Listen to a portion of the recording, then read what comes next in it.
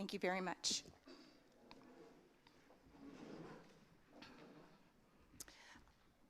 Welcome, everyone, and thank you for coming out today. My name is Lori Stone, and I am the 4th District Council member, and the colony is in my district. I'd like to begin by introducing Council Member Jonathan Ingram, who also shares part of the colony district with me. And so I'd like to just start off by telling you just a little bit about myself. I moved to Murrieta in 1976. So I've seen Murrieta grow from a small town to the vibrant city that it is today, and that is due to our past leadership. I have 2 adult children who serve in the United States Navy. My eldest is an aircraft commander, and my youngest is in the nuclear power program. One of my main goals as your council member is to stay connected with my constituents, and this is one of many ways I will stay connected over the next 4 years. So let's begin. I think we're going to show a video on our State of the City.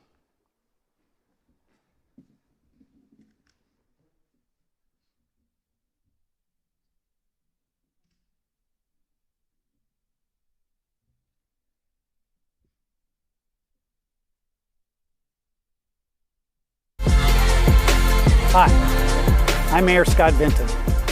The City of Murrieta celebrates its 30th birthday on July 1st, 2021. We're going to show you just how far we have come over the past 3 decades, how we have grown, how we have matured, and how we have kept the quality of life front and center. I'm Kim Summers, City Manager. When Murrieta became a city in 1991, we were home to only 20,000 people. As one of the fastest growing cities in the nation, we knew that planned growth was essential to build a quality community. As housing demands increased exponentially, in just a few short years, our citizens, elected officials, staff, and developers worked together to create a beautiful place we could all be proud of. Murrieta is that place. Now, with nearly 120,000 people calling Murrieta home, we're proud of how we have grown. And just like the song says, we're getting better all the time.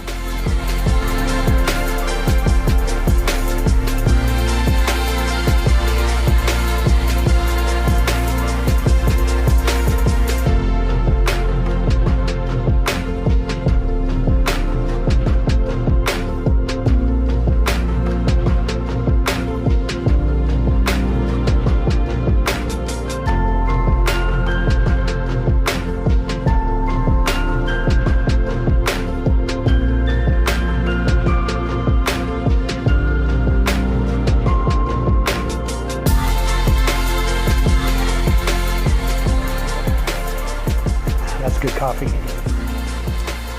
Local options for dining and entertainment are growing by leaps and bounds. With 138 restaurants doing business in Murrieta and new entertainment venues providing even more opportunities to connect and enjoy our growing city. Well, and you can't talk about outdoor entertainment or entertainment at all without jumping up and down and getting excited for Murrieta's new state-of-the-art amphitheater in Town Square Park. With seating for 750 and space for an additional 5,000, as the largest theater of its type in the region, it puts Murrieta on the map when it comes to live entertainment. So check it out and watch for live events and outdoor movies this summer.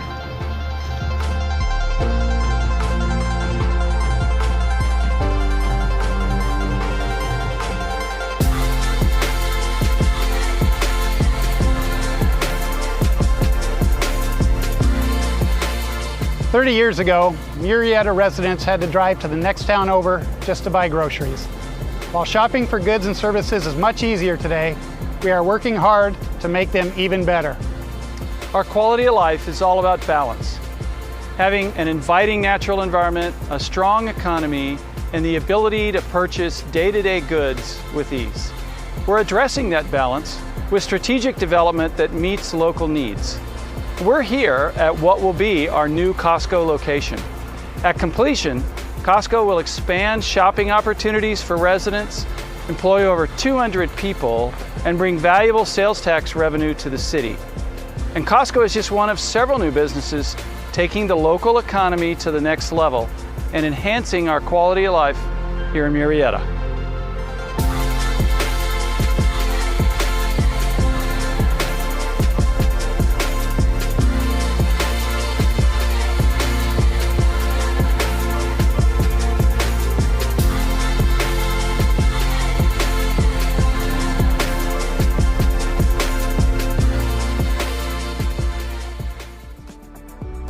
We had great foresight in creating city-based police and fire departments. Today we consistently rank as one of the safest cities in the state and the country. I'd like to introduce our new police chief, Tony Conrad. Thank you, Mayor.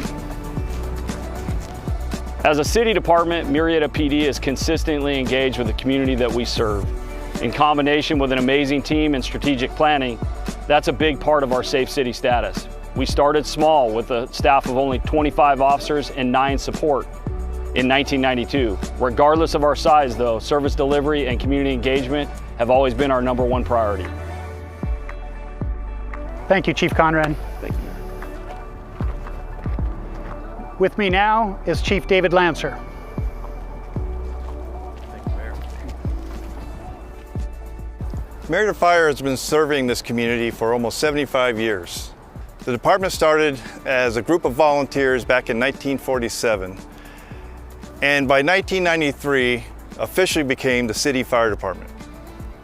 Now with 5 strategically located fire stations throughout the city and 72 dedicated employees, we have earned a reputation for excellence, as demonstrated by our award of Accredited Fire Agency by the Center for Public Safety Excellence. This year we took our services up another notch by adding our 2nd Medic Patrol unit to our deployment model. We also replaced a Type 1 fire engine and a tactical water tender. All of these funded by Measure T. Plus, we were successful in acquiring over $2 million in grant funds to pay for the 2nd Medic Patrol unit. These 2 Medic Patrol units will allow for a more efficient and quicker response to the multiple incidents that occur, especially in the 2 busiest parts of our city. We are here at Murrieta Downtown Market, where it happens the 1st and 3rd Thursday of every month. And it's a great scene down here. And with me is Scott Agajanian, who leads our Economic Development Department. Why, thank you, Mayor. And Mayor, since we're here, why don't we find out from you what you love about Murrieta? Murrieta is a big city with a small town feel. Everybody is so friendly. I just love being here. Look at this crowd down here. Everyone's walking around, talking, and it is the best thing about Murrieta.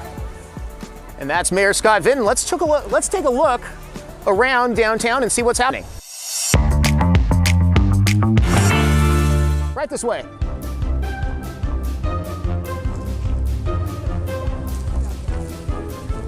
It looks like we have found a birthday party going on right here in the middle of our downtown on a Thursday night. And we got a couple business owners here. Hey, can you tell us your names?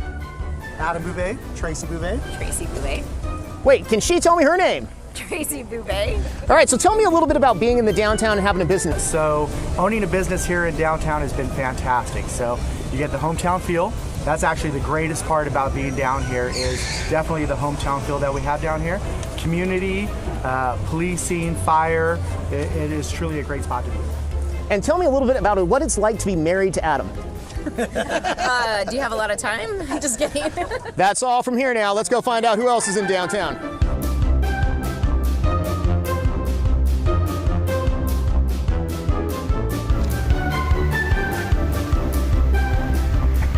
Well, look who I found here. It is Mayor Pro Tem White from our own city of Murrieta. Mayor Pro Tem, how are you doing today? I am well, thank you, Scott. Well, can you tell me, since I see you shopping in our downtown, what do you love most about the city of Murrieta?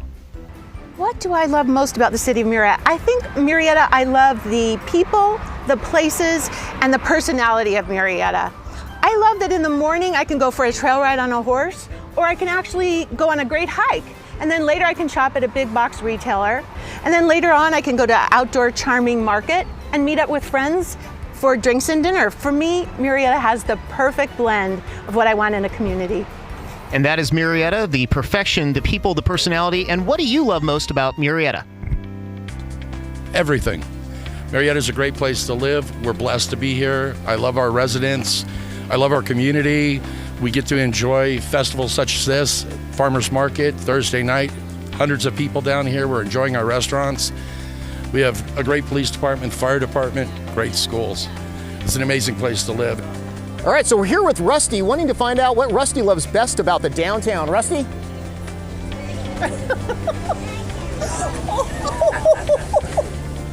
Well, that's all from Rusty. Let's find out what Councilmember Lisa DeForest, what do you like best about Murrieta?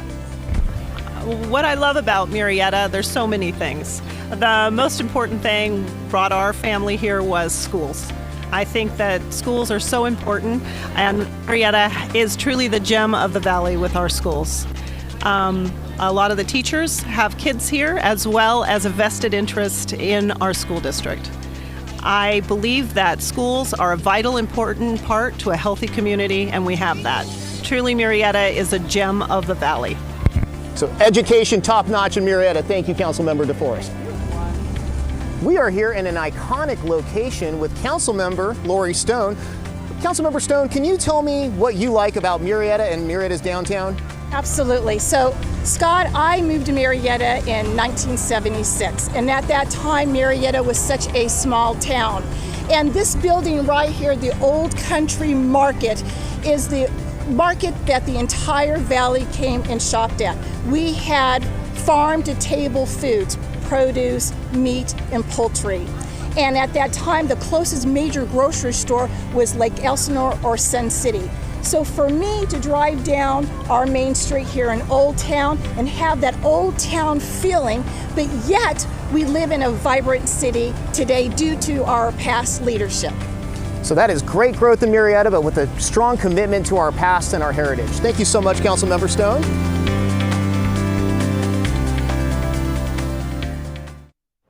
Oh, say does that star-spangled banner yet wave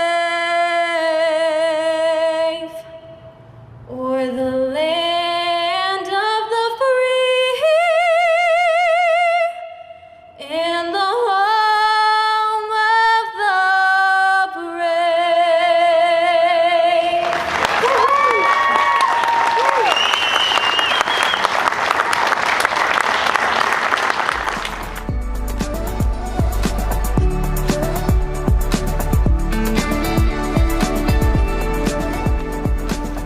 We are indeed proud of how far our city has come over the past 30 years. In particular, how we came together and weathered the past 15 months.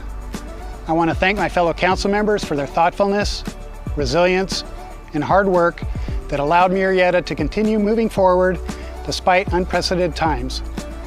After all, we are connected by community.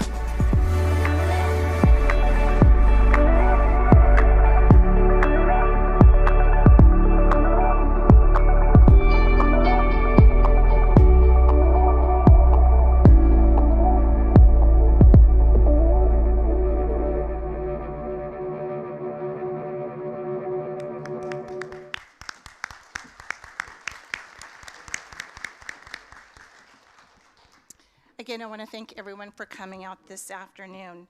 I will introduce our city team individually, and they will give a brief overview of the respected areas of the city. And at the end, we will open it up for questions and answers. My first introduction is about the leader of our city, Kim Summers, Murrieta City Manager. Kim has been our city manager for 4 years, and under her leadership, she has accomplished a lot. And just a few accomplishments are: she was named Woman of the Year by Assembly Member Kelly Ciarto, who presented Kim with the Women of the Year Award for the 67th District. Yes.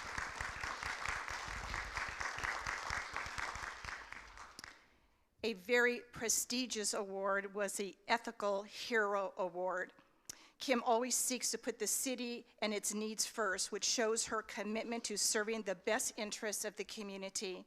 Kim serves on the League of Cities City Manager Department Executive Committee. She has proven herself to be an exemplary in demonstrating the ICMA Code of Ethics through her leadership, especially during COVID-19 pandemic. Her code of ethics is clearly exemplified in her actions in the culture of the city of Murrieta. This is a prestigious award. Please give her a round of applause.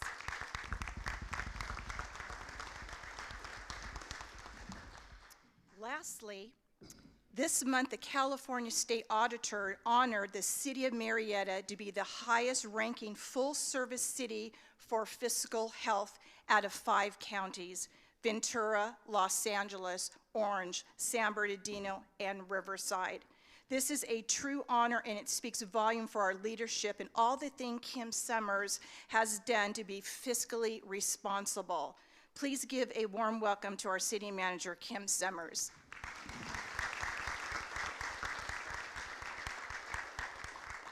Okay, let's pretend I'm not blushing. I'm just really hot up here. It's hard to sit through that sometimes, but good afternoon. I'm so happy that we could be back with you. It's been a while since we met with all of you in this room, and it's very exciting for us. Today, some of the things that we touched on in that video, you'll see a little bit of crossover. We're going to give you a little more information than it did, and then at the end, we'll be able to answer some questions for you. You know, it's been a really difficult 18 months, I think, for everybody. I don't think we'd argue with that, but it was quite a challenge to keep the city not only serving the public and the community, but also moving some of these really large major projects forward. And we were successful in doing that. We kept everything on schedule, even though there were times we had to telecommute from home. We were on split shifts. The doors to City Hall had to be locked for quite some time. So I'm extremely proud about the items they're going to present to you today. And I have to give all of the credit to this amazing team. Everyone that's sitting here at this table, they are the highest quality professionals that are out there. And we are just so fortunate to have them. And as they talk, you'll see that for yourself. So I will be back at the end. And the first one we're going to bring up, I think we start with fire.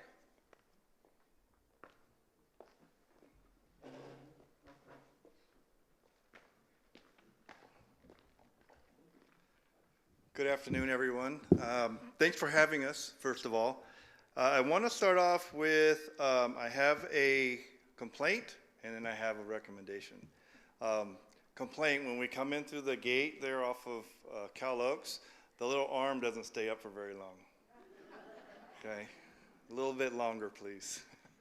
Especially when you're distracted like I am most of the time. Recommendation, when you come in and you want to get here, go left, don't go right.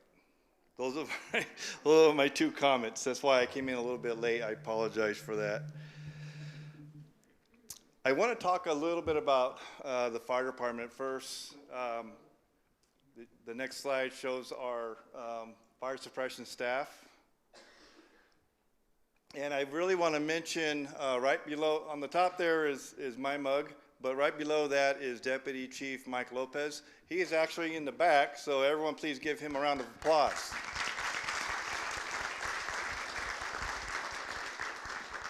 He is my right-hand man. He has a lot of passion, experience, and knowledge of the fire service, and he's doing a great job, so appreciate him being here.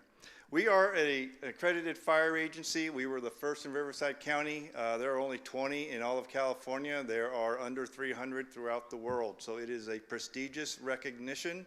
It is an arduous process to get that recognition, and it never ends. It's constant. Every year you have to show that you're continuing to make progress.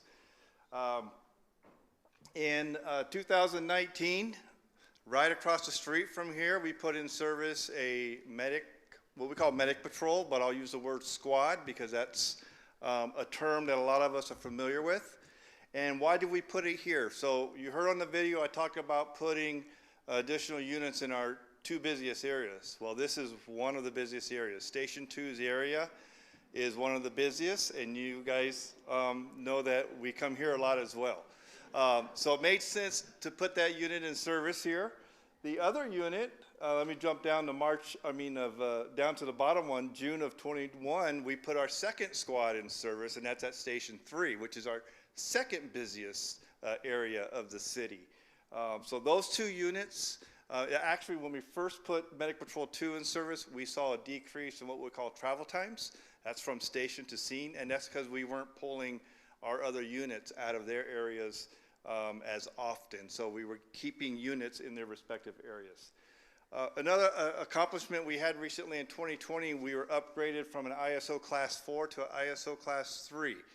ISO is an organization that looks at fire suppression capability, and insurance companies often use them as a reference when determining rates.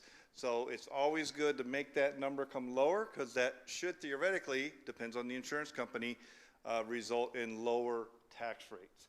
And then in March 2020, not only do we spend our revenues wisely, but we seek out external sources, and we were awarded $2.1 million to help staff Medic Patrol 3 over the next 3 years. Next slide, please. What are we doing in the future? Well, as the city manager mentioned, it has been a challenging 18 months, but despite that, we continue to barrel forward. Honestly, I would say probably for 4 months, there was hardly anything we were doing last year other than our response to COVID, because we had to make sure our people were protected. And so we were updating protocols and policies on a weekly basis as new information came in. But despite all that, at some point, I had a meeting, I said, it's time for us to refocus on the bigger picture. And the staff did that, they were ready to do that. These are some of the things that we have since been able to put in motion. The purchase of a new ladder truck, some concrete work at stations 1 and 2. We're looking at Station 5. It's in a trailer right now, and we're looking at what do we do with Station 5? Where does it go? Where does it most make sense? We've identified the need for a public safety training center for both law and fire that would have multiple uses. And we have a plan moving forward to further lower that ISO class to a 2 in the next few years. So we have continued to be engaged, continue to work hard to try to make ourselves as efficient and effective as possible. And that's it for fire, although I believe, Louis, that other slide you had for me? Okay. Want to talk about National Preparedness Month. We should always think about preparedness, but we have a month dedicated to kind of give us a kick in the pants to remind us that we need to be prepared. And here in California, I don't know that we need that many reminders, right? Just look at what goes on in our own state with the fires, our potential for earthquakes. If there's earthquakes across the other side of the world, I used to work for a coastal city. You know, we had to deal with the tsunami threat from that, even, you know, the earthquakes on the other side of the world, but, you know, the tsunamis are a threat. So there's all kinds of things that happen in California that we have to be prepared for. So we encourage you to visit our webpage, look for sources that will help you prepare and plan for, God forbid, a significant event in our own area, which has happened in the last couple of years, as you know, related to fires. And with that, I will pass it on. I believe Chief Conrad is next. Right?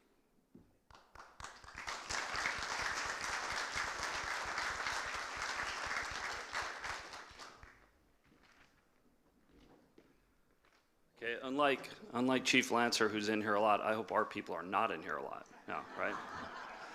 I see a lot of familiar faces, but all good, right? All good contacts. But I am your police chief. I've been your police chief for 9 months. I am the lucky Murrieta police officer that gets to serve as the 7th police chief at the Murrieta Police Department. So I feel absolutely blessed to serve in that role. And I'm going to talk a little bit today about the PD. I'll start with myself, since some of you don't know me. I did start my career back in 1995 with San Diego PD. So I learned to be a police officer in a large city, right? 1.5 million people. We have about 50 San Diego police officers that work for us right now. As you know, we're mostly a lateral agency. So I started in 1995, but I lived up here, right? My wife was a teacher in Murrieta. She has been for 25 years. We raised our son here. We shopped here. I coached baseball here, football here, basketball, right? So it was a natural progression to come up. And I came up 18 years ago, and it was the best thing that ever happened to me. So I'm blessed to work here. I am educated, believe it or not. I attended San Diego State University. I'm a proud Aztec. I got my master's degree while I worked for the city at Azusa Pacific, and then myself and all of my command staff have been to executive school. I happen to attend a 3-week course in Boston. So just to share with you maybe some of my goals, just being here for 9 months. 29 years ago when the PD started, it was very clear to the original 34 officers that we need to have a partnership with our community. We need to have a culture of service delivery, and that's kind of what's built into our mission statement, right? So as I'm the first chief that's not one of the original 34, my primary goal while I'm here is to ensure that that culture stays intact. So that's one of the things I'm looking at. I'm also going through a project with my command staff right now that deals with 21st century policing mandates, right? So law enforcement's a pretty tough career right now. You guys probably turn on the news at night. So what I've done is I've looked at the 21st century policing mandates. That's a national best practice, and we apply everything we do at Murrieta PD to those 100 mandates. Do we actually do it well? We're kind of self-checking and grading ourselves, if you will. And we're going through that process, and I want to see where we land on that. We're doing quite well. We do check a lot of the boxes, and I hope that we please you with our service. But that's another thing we're looking at. And then next year, our fine police department turns 30. We are 1 year younger than this city. So next year on August 1st, we will turn 30. We'll bring back all of the original officers. We will do an open house to the community. We'll have a little birthday party and celebrate, as long as COVID lets us, and we'll turn 30 and turn that next chapter as we grow as a police department. Okay, so safest city ranking, right? Something discussed a lot, something that you guys have probably seen, something that we're very proud of. But I want to talk a little bit about that, some of the trends and things that we're seeing right now, and then discuss what exactly is our ranking. So the last numbers that came out for safest cities was 2019. Those numbers are generated by the FBI. We have no control over them, and so we're looking at 2019. When I talk to our city manager about violent crime in the city, I've went back 9 or 10 years. We're always number 1 or 2. We are blessed to live in a very safe community that's not violent. Once in a while, we'll get a violent act that'll occur in the community, but this is not on a regular basis. So rest assured, we're always 1 or 2 in that violent crime statistic. It's a pretty impressive statistic because you're looking at 73 cities, over 100,000 people. And we compare to communities like Thousand Oaks, Simi Valley, other very safe communities. So that's who we're kind of competing with for this. Property crime, we're currently sitting in the number 4 slot. Property crime happens. Your auto burglaries, you know, a few auto thefts, some commercial burglaries, those types of things that are property crime related, we're in the number 4 slot. So doing very well, number 4 overall.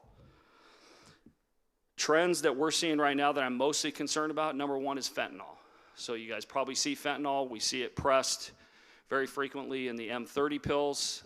They come up from Mexico. They're pressed into a variety of different synthetic drugs that our officers get off the street. And it's a very dangerous and poisonous drug. So much so that I've actually taken a detective off our narcotics team and put him on a regional task force that's run by our district attorney that attacks fentanyl and goes after the dealers and charges them with manslaughter. So we are making a dent, but it is a massive problem all over the state of California and up and down the West Coast. Fatality collisions. So in our city, we usually get 2 or 3. We have 8 so far this year. So we do have some concerns about driving. Remember, we attack all of our collisions with enforcement, engineering, and education. So we hit it with the triple E's. The reality is 5 of the 8 do have to do with enforcement. We have the most traffic officers on the street in Murrieta since we started. So I have 8 motorcycle officers out there right now, writing tickets all the time. We have a motor officer now working nights. We've never had that, and we have weekends covered. So caution to you, there are zero tolerance for bad driving right now. So a lot of coupons being written. But unfortunately, we do have some fatality collisions, and that's how we're addressing it. And then social media and community engagement. This whole presentation is about community engagement, right? So look at our social media platforms. We have a very large following. Almost 130,000 people to date are on our 5 social media platforms. It's really how we communicate with you guys, and it's really how we solve crime. I do believe that social media helps us to solve crime because we have 116,000 residents that report to us what's going on, right? So it's almost like another 116,000 sets of eyes that are telling us, hey, there's a person that needs to be spoken to on my street. We encourage that, right? Back 29 years ago, the theory was that when you call, you get a professional police officer in uniform at your doorstep. Yes, sir. Yes, ma'am. How can I help you? We're very proactive in taking people to jail, and we want you engaged on our social media. We will see you at National Night Out. I want you guys in our Citizens Academy. We really want to partner with our community. So we solve crime that way. Next slide. Okay, so the Comm Center is a big project. Let me hit it really quick. So we have partnered up with our neighboring community, Menifee. Menifee PD started their own police department in July of last year, and we run their Comm Center for them. So it's a very busy place. We do a lot of things out of the Comm Center. What you should be proud about as Murrieta residents is that this is a Comm Center with very talented dispatchers that not only dispatch for Menifee PD, Murrieta PD, but they also take care of Chief Lancer's folks at Murrieta Fire. We're an emergency medical dispatch center. So we have a lot of different skill sets in there, and EMD is something that's very important to those that need that medical aid immediately. They stay online with that dispatcher. And they're generating about 14,000 CAT events per year and taking about 19,000 calls. 14,000 CAT events per month and taking about 19,000 calls per month. And so 25% of those are 911. So it has become the busiest regional comm center probably in Southern California right now. But we're not working in silos. We're sharing our information with Menifee, and that's a good thing for you folks. And then last but not least, let's talk a little bit about elder abuse. There's a lot on this slide. Number one, let's start on the left side. We do investigate elder abuse. It's one of the most serious crimes that we investigate. It's a felony. We take it very serious. There's zero tolerance. I have specially trained detectives and officers in elder abuse investigations, and we have a very close relationship with our district attorney to get these cases prosecuted. As you can see, we take 19 or 20 cases a year, all felonies and all prosecuted to the fullest extent of the law possible. Now, elder abuse crime falls into a category where it's generally adults that are 65 and older. It can be financial, it can be physical, it can be mental. There's a lot of different types of elder abuse. So that's generally what we see in our city. There is a new Senate bill that's out there that we are reviewing as we speak and looking at our policy. As I've looked over that Senate bill, which has about 28 mandates to attack the elder abuse problem in our state, we checked the box on all of those mandates. We were already doing that. So very similar to like domestic violence law where there's zero tolerance, you must make an arrest, you must file a report. We already did that with elder abuse. So rest assured, we have a good relationship with the DA. We do investigate these crimes. We take them very serious. If you go to our website, I have resources, crime prevention resources that have to do with elder abuse. And I also brought some cybercrime pamphlets in that should be somewhere around here for people to take a look at. All open source information from the FBI. And then of course, anytime you want any presentation on elder abuse or have concerns about it, you know how to get a hold of us, and we'll even send somebody out to give a community presentation if you need that. That is it for me. Thank you for having me.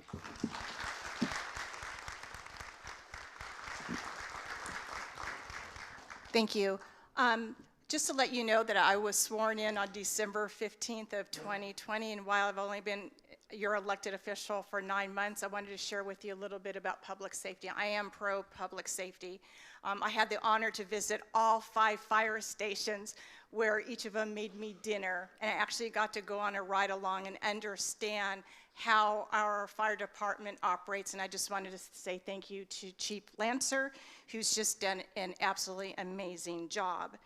In addition, I am doing the Citizens Police Academy, which is a 12-week course. There is a lot of moving parts to our police department, so if you ever decide that you have some free time and you'd like to participate in the Citizens Academy, I really, really encourage you to do that. While Chief Conrad talked about elder abuse, I want to let you know that I will be partnering with our chief, our police department, our district attorney about elder fraud abuse. I truly believe that this is a silent crisis in our nation, and we want to give you additional tools, what to look for, and how to not succumb to the internet, phone calls, and emails, because I know millions and millions and millions of dollars have gone out of our country, and our residents will never ever gain that money back. So that probably will happen after the first of the year, and we will definitely communicate to you when we have that seminar. Please help me welcome Development Services, Ivan Holler, our Assistant City Manager.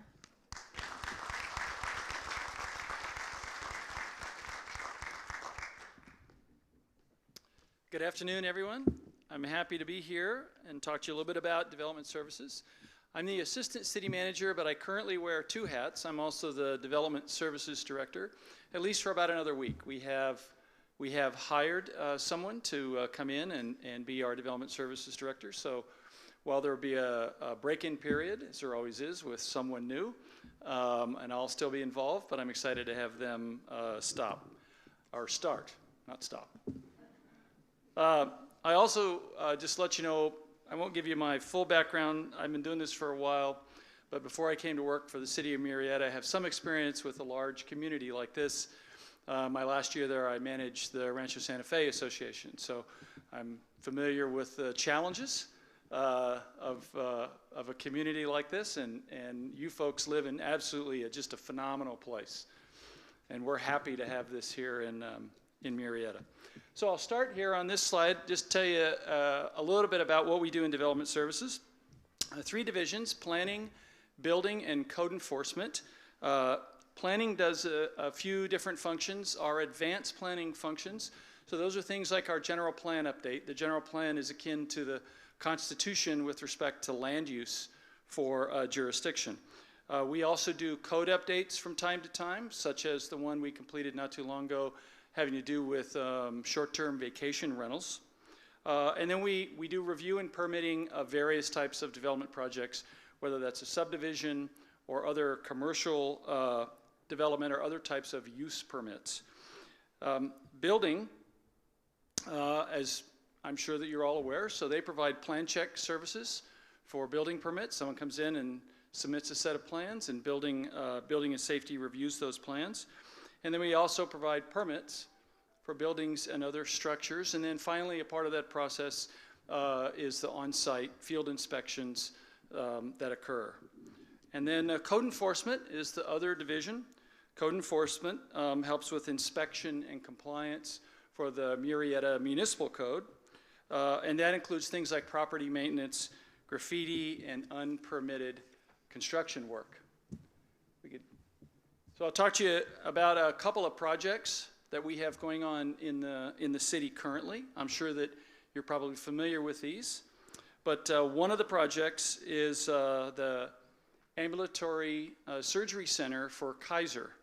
And on this slide, you can see in the upper right-hand corner, so that's phase one for the Kaiser Medical Campus that was previously approved by the City Council.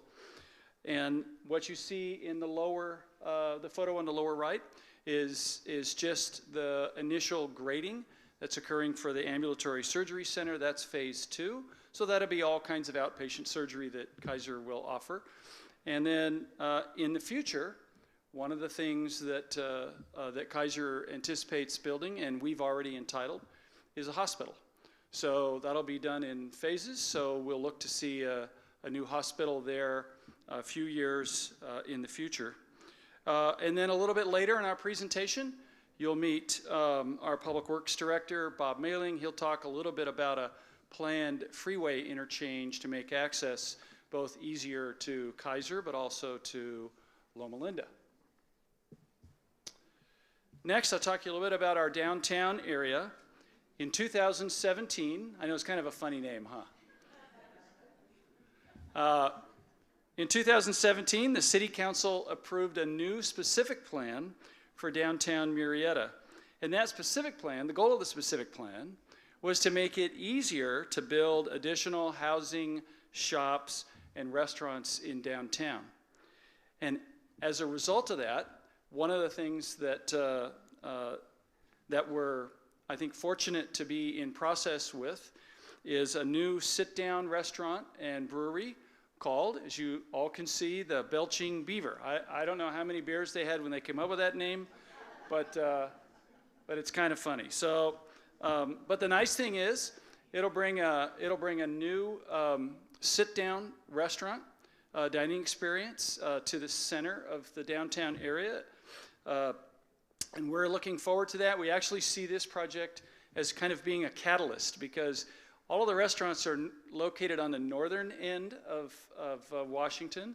This one is going to be right smack dab in the middle. So I think what'll happen is we'll see infill development, which means more shops and hopefully more dining activities. I have been to the restaurant in one of the restaurants in San Diego. I had to do that. It was tough. You know, it was part of my job. My boss, Kim, makes me do that kind of thing from time to time. So I had to go there and try it. I can assure you, I thought it was delicious. A place that I would go back to, and I'll look forward to visiting at some point in the future here in Murrieta. And I'll say that we work closely with economic development on those kind of things. You'll see why that segue comes into play here in a second.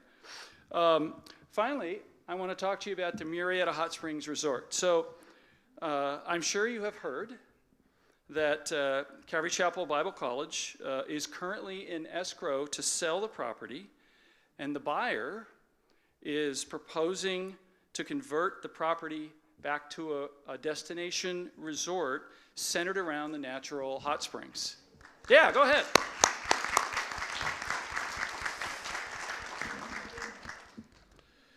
So when it opens in 2023, it will not only serve as a destination resort for folks that want to come into the community, stay in one of the rooms, and eat at one of the restaurants there, but also for all of us as residents of the community. If you want to go there just for a day, you'll be able to buy a day pass, go in and sit in the hot tubs or the spas or the pools, go to a restaurant.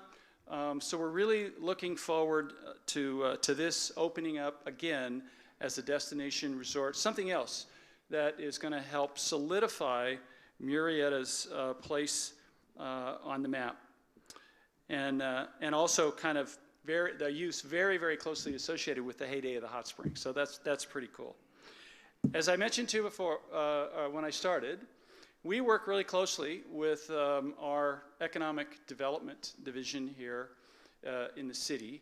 And now that I've got you sufficiently warmed up, I'm going to introduce our Deputy Director for Economic Development.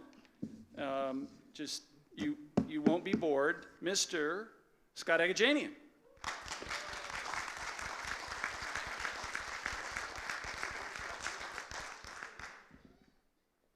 Well, good. Who can live up to an intro like that? My goodness. Welcome, everyone. Thank you for being here today. So excited to see the colony. Now, everyone here is excited, and I'm sure you're trying to figure out how we pick which table. I'm the first person from your right-hand side tables. It's the right-hand side tables are people who love to wear ties. Everyone on the left despises ties, but if you're on the right, you love ties. And as I said, it's an excited group. I'm excited more than anyone because not only do I get to present in front of all of my bosses today, but also my parents, the original bosses who are sitting in the back of the room. How cool is that? Oh, and our council member has asked that you stand up, please. So you can't say no to the council member.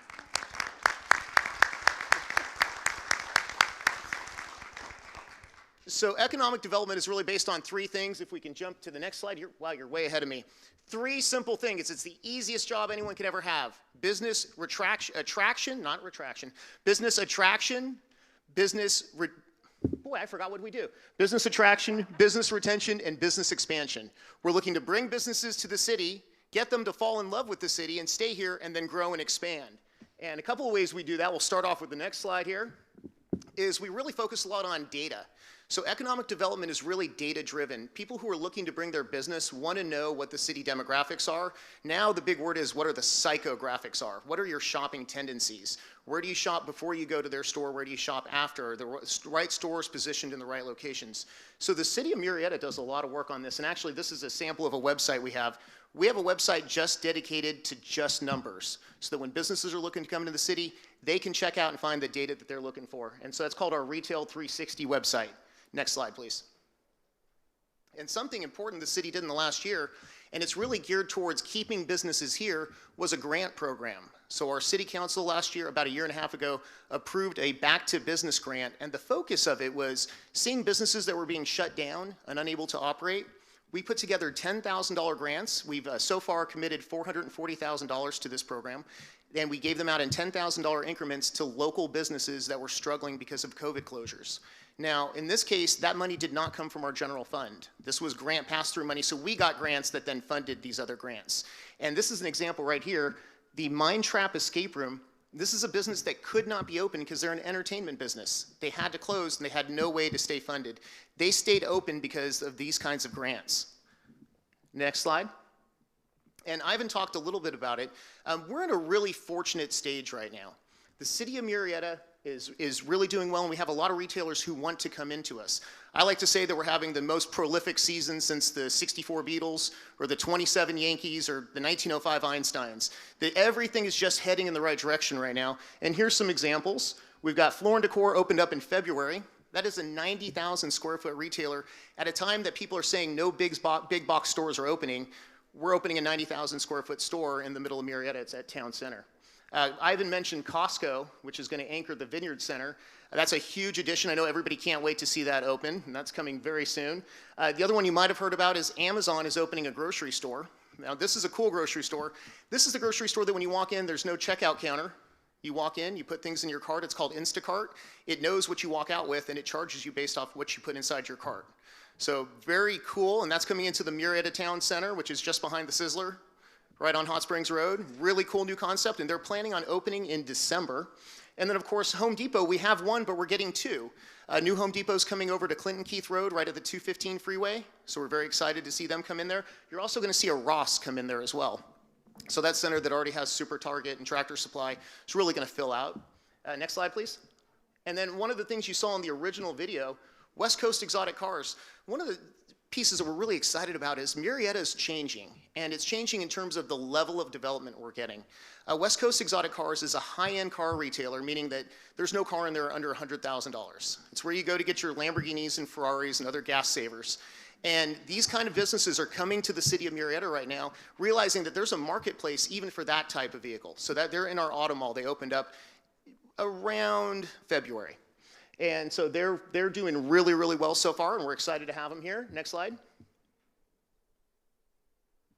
And Ivan mentioned Belching Beaver, which is super fun, but we've got a lot of restaurant growth in the last year, and you hear a lot about how restaurants have slowed down, but actually we've got restaurants coming in. Has everybody heard about Murrieta Toast?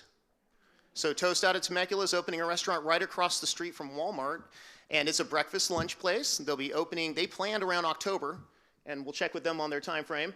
But in addition to that, we've got Sips and Eats, which is inside Rival Coffee. It's kind of a dual restaurant. That's right underneath the Holiday Inn Express below Target. We've also got California Distilleries just opened up. It's not only a distillery, but also a tasting room down in the Jefferson corridor. Khan Zaman, which is where I actually ate lunch today and brought my leftovers to my dad. Really good lamb, by the way. Khan Zaman is a Mediterranean fast casual restaurant, very upscale, very nice. It's over on Murrieta Hot Springs Road. And then, of course, Raising Cane's is opening right in front of the Kohl's. So, and Ivan went into a little bit about Belching Beaver. So even at this time, when restaurants seem to be slowing down, we're still getting sit-down restaurants. And another one that's not even up here is there's going to be a Murrieta Roadhouse Grill that's going to open up in the old Golden Corral location. You might have seen the sign for it so far. So a new restaurant steak coming soon. And next slide. And then some of our restaurants are expanding, and that's really exciting because, two examples here, 8-Bit Brewery started off in one suite, and then they bought a second suite. Pretty soon they bought the whole building. They're now expanding into a third suite. It's becoming a huge restaurant. Not only that, they're adding a second outdoor patio. So they're becoming a really big deal. If you haven't tried it, the food is fantastic, and I hear the beer is fantastic from Ivan. And then Chef's Grill, yeah, it's our official taster. And then the Chef's Grill, has everybody tried the Chef's Grill? Really good food right across the street from City Hall. They started in one suite. They added a second suite, and they're working on adding a wood-fired pizza oven right now. They're actually considering adding a third suite. And all of this comes because people in the community are eating at local restaurants. So we hear more than anything that you want more restaurants. This is how we do it. We start off, most of the restaurants in Murrieta don't tend to be chain restaurants. They're mom and pop shops, right? They're boutique dining. And by supporting them, we're able to open more of them. And one of the things we're doing this year is we're going to come out with a dining guide of all the mom and pop restaurants in the city that we're going to be able to share with you so you can see places to eat here. And next slide. And Ivan talked a little bit about the healthcare, and of course Kaiser's up there. What's really compelling in this day and age is that our healthcare providers realize how much more healthcare we need. Every single company up there is expanding right now. So Kaiser's working on their phase 2, but Rancho Springs Medical Center is adding a 36,000 square foot wing to their hospital. Rady Children's Health is adding additional behavioral health services. Loma Linda is adding 8 more hospital beds and really maximizing their space. And then of course there's new McKenna Medical Suites. Those are going to be built just below Loma Linda where you see the grading going on. And that's going to be 160,000 square foot of physician offices that are going to be right connected to Loma Linda. We've had a challenge with some physicians in town who want to open their own practices in here, and they need to find space. So the McKenna Medical realized that, and they're building that out right now. Next slide. And then last thing, you know, we talked earlier about the 3 things that economic development does: the retention, the attraction, and the expansion. And a big component of that it kind of underlies all of those is workforce and jobs. The reason why we focus so much on healthcare, in addition to needing the healthcare field here, but it's to create jobs in the community that can pay high wages and allow people to work at home. One of the ways that we try to expand on that is by hosting a medical incubator. An incubator is a place where startup businesses can go and get started and get assistance to try to turn into a full-fledged company that hires people. The Murrieta Innovation Center was the former City Hall. We turned it into this medical incubator. We currently have 10 biotech companies that are working out of there right now. Many of them are, I just met a new employee there yesterday. Many of them are hiring and growing. One of them is undergoing a $10 million seed round right now. They're all getting investment and they're starting to grow out of that space. And so it's really going to not only help us in the health services field because we have these ancillary businesses, but it's going to help us expand our job base. And those are a few of the things we do in economic development. And none of it, can I do a segue here? None of it would happen without engineering and our public works director, Mr. Bob Mailing. Also wearing a tie.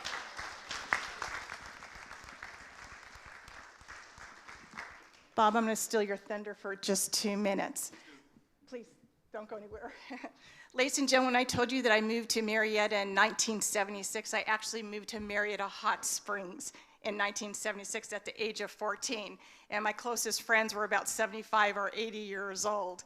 And my grandparents, as teenagers, used to vacation at Murrieta Hot Springs. And one of the stories that I absolutely love sharing is in 1907, when Mr. Gunther opened up Murrieta Hot Springs, he was actually a cabinet maker. And in his research of the minerals from the what is it called, the minerals? The hot springs minerals. He found that there was a tule root that grows 50,000 feet under the earth. The combination of the minerals from the hot springs and the tule root, there are only 6 areas in the world that have this combination. And in the early 1900s, people traveled all over the world to Murrieta Hot Springs because they truly believed that combination healed ailments. So I believe that the new investors, when they pull up the flooring, I believe they told me that they believe that the original plumbing is still intact. And if that is the case, Murrieta Hot Springs will become a worldwide destination. So little Murrieta, 115,000 people will be coming all over the world to experience this new, or actually I should say it's not a new, it's exciting that Mr. Gunther, his original use for Murrieta Hot Springs is coming back to fruition. So just a little bit of history for you. Thanks, Bob.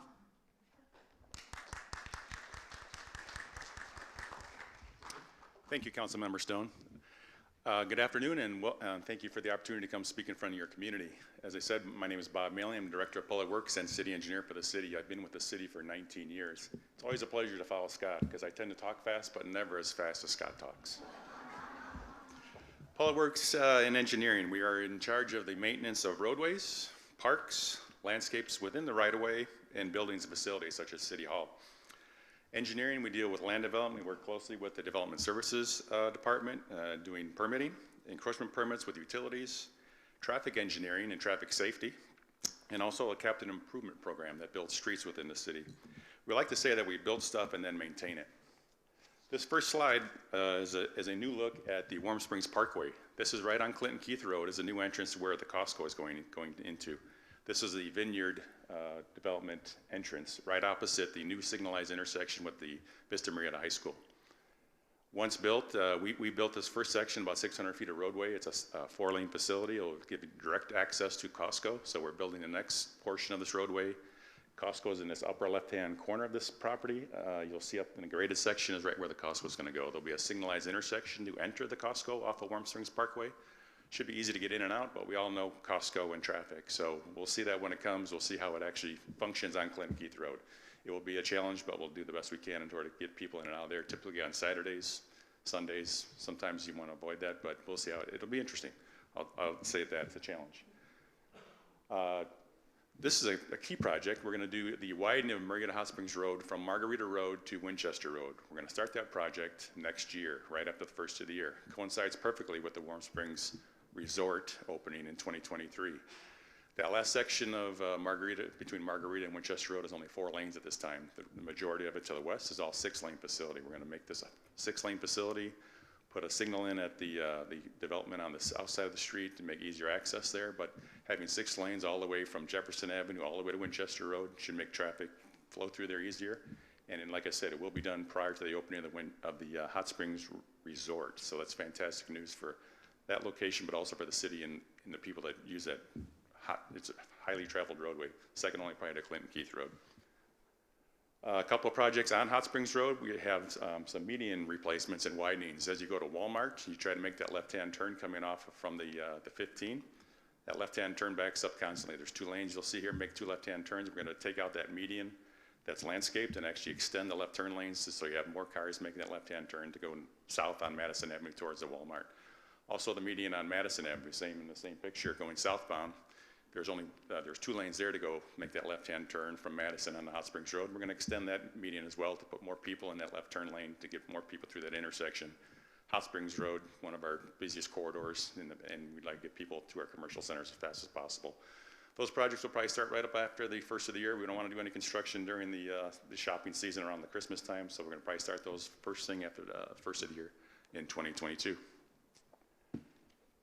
Another issue since I've been here, trying to get into Sam's Club parking off of Hot Springs Road going eastbound. So now we're actually going to put a right-hand turn lane in there as you enter the Sam's Club off of Hot Springs Road. Everyone sits in that right-hand lane. There's one person going straight and then 15 cars that want to make that right-hand turn in the center, sit there and wait for that car to clear. Well, with the right-hand turn lane now, you'll be able to get into that shopping center much easier. Getting out is a challenge. I understand that. I just had lunch at Rubio's yesterday. Getting out of that center is probably a 2 or 3 cycle going through that turn signal there because there's just so much traffic coming out of that center all times of the day. But this will be a great improvement. That'll also start up at the first of the year to stay away from the Christmas time traffic or commercial.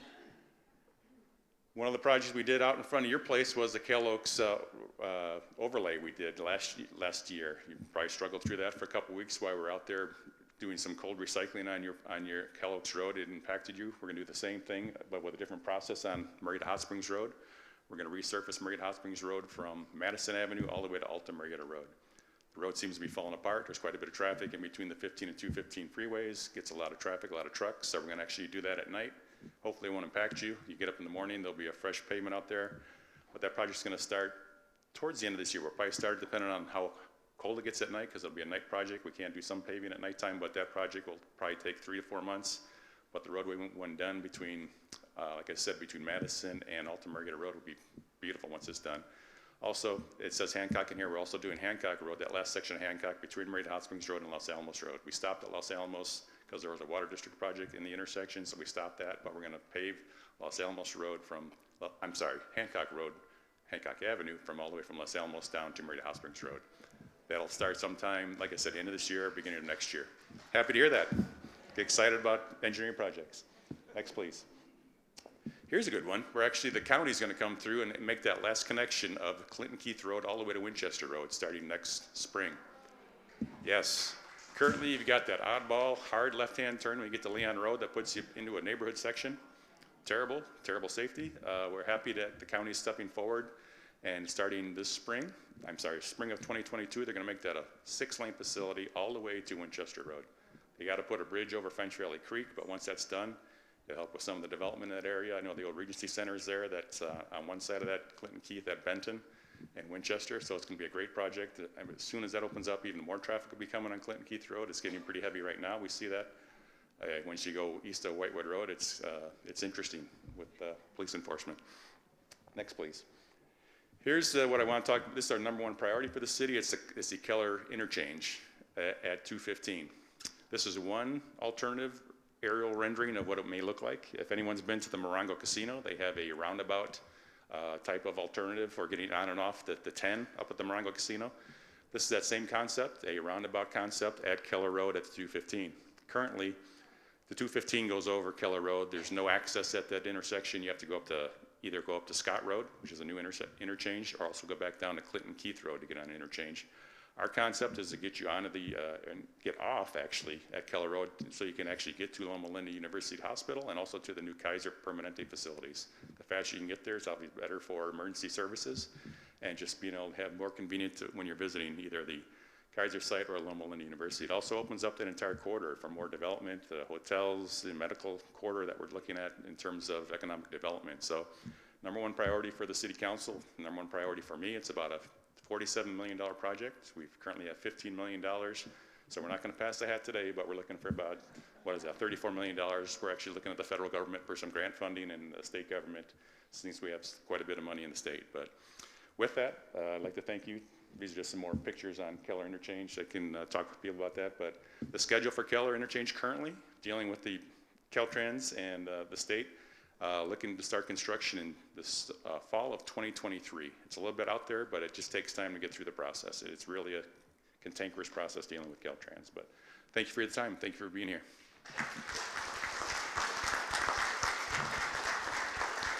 I'm sorry. Coming up next, I'd like to introduce Javier Carcamo, Director of Finance.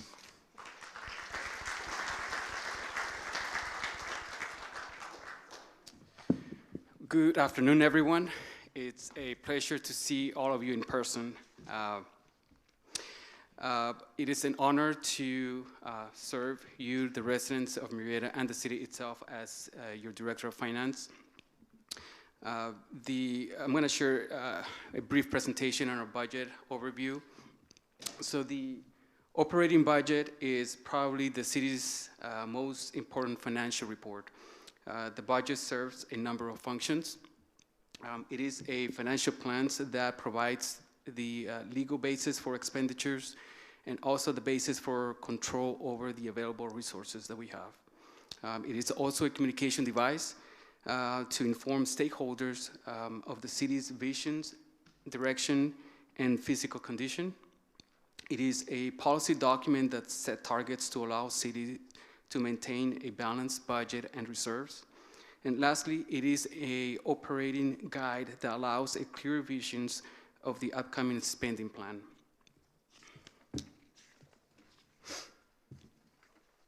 So as most cities, we have a July 1st to June 30th timeframe. That's our fiscal year.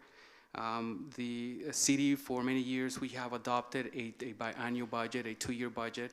So our city council members take actions on both years. And in between, we provide quarterly as well as mid-year updates to the city councils. As part of the process, we do have a goal-setting workshop, and our goal is to develop a transparent, accurate, and balanced budget. The budget is to establish budget of funding to deliver exceptional services to our constituents. It is also our goal to restore staffing levels on an annual budget basis. Our goal is also to maintain fiscal stability by maintaining the required operating reserve balances and also establish other reserves as well. And lastly, it addresses the city's council's priorities.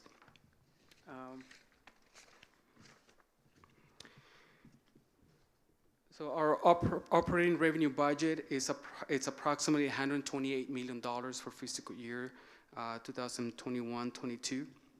and approximately 130 million for fiscal year 2022-23. As you can see on this graph, sales tax, property tax, that makes up about 51% of our budget. As usual, most cities are heavily dependent on both. Some cities more than others, more on the sales tax, and other cities on the property tax. But we have a very balanced budget. We actually have between the two about 51%. The other revenue sources are grants and other governmental resources that we receive on an annual basis. Next slide, please. On the expenditure side, our fiscal year 2021-22 operating budget is approximately 129 million. The general fund makes up about 43% of that budget, followed by the fire district fund and Measure T fund. We approximately 22%, as I stated earlier, those are special revenue sources that we get from the state or federal government for grants, or very specific revenue sources related to our capital improvements, such as roads. Next slide, please. If we look at our budget from the various expenses categories, as a whole, out of the $129 million, about 58% goes towards personnel costs, so that's salary and benefits. That's all funds. However, if we take a look at only at the general fund itself, that actually it's about 72%. So, or human resources certainly makes up for most of the budget. That's followed by operation and maintenance, and that is the cost associated with maintaining, providing all the resources to our departments, all departments. Next slide, please. Okay, the District Sales and Use Tax Fund, and also called as Measure T. And so you, the residents of Murrieta, continues to show your support to the city by approving the 1% sales tax back in 2018. As I stated earlier, that represents about 14% of the entire budget. And it supports all of the city's operations, including police, fire, emergency services, as well as maintenance for our city's infrastructure, such as building, roads, and the purchase of equipment. Next slide, please. So here's a somewhat comprehensive list of items that have been funded through the Measure T. Through the end of fiscal year 23, it would have approximately we'll have 57 authorized positions funded. I believe there will be approximately 22 for police department and approximately 14 for fire. As far as operational costs, it's funding a new graffiti abatement program, expanding the weed removal program as well. There are funding for vehicle lease and vehicle maintenance. On the capital costs area, it is funding public safety equipment on an annual basis, facility upgrades for our police officers, continues to fund tasers and body-worn cameras, as well as vehicles. It is also funding the police radio infrastructure microwave antenna, that's what we call the PSEC, and as well as bringing our fire communication into the PSEC radio system. The funding itself is also providing contributions to the city's reserve. By policy, we have a 25% 25% reserve in comparison to our operating budget. Currently, we expect to be approximately 28% by the end of fiscal year 23, so that it's meeting our requirement. And that 25% is actually very good for the size of our city. I've seen for other cities somewhere between, and recommended by professional finance organizations to be approximately about 16%. So at 25%, it's a very good policy that we have. Next slide, please. And here is our webpage. If you go to murrietaca.gov, if you click on Government and Department and Finance, if you land to the webpage with the picture of that good-looking gentleman, you're in the right place. There we have our budget documents. We have our comprehensive annual financial reports, which is our audited financial statements. You will find the capital improvement plan as well, and also other audit documents. We also have a portal, a transparency portal where you can look at the current year budget and your expenditures. We try to update that on a monthly basis, so there is current information that you can look in and research. That being said, that's all I have for you. Thank you.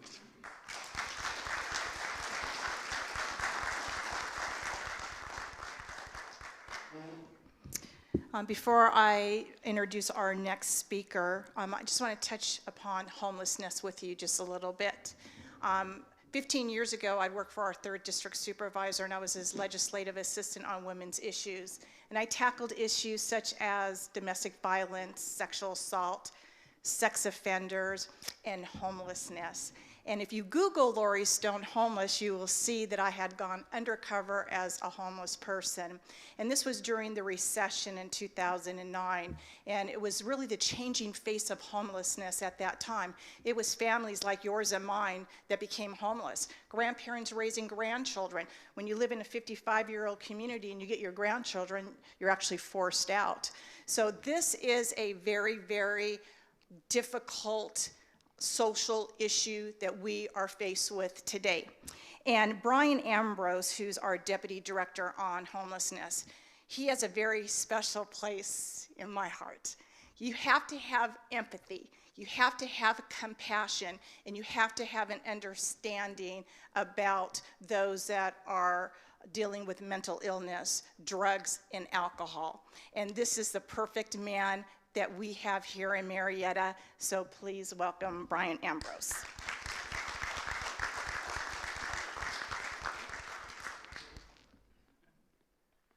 Thank you, Council Member. The last couple of presentations were all the fun and nice stuff, so let's rip off the Band-Aid and talk about homelessness.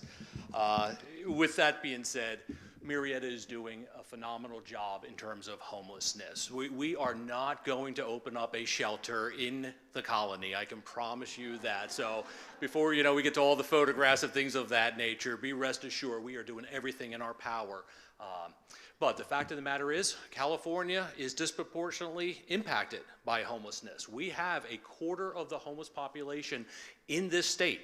And there are a few reasons why. First of all, homelessness has become completely acceptable here.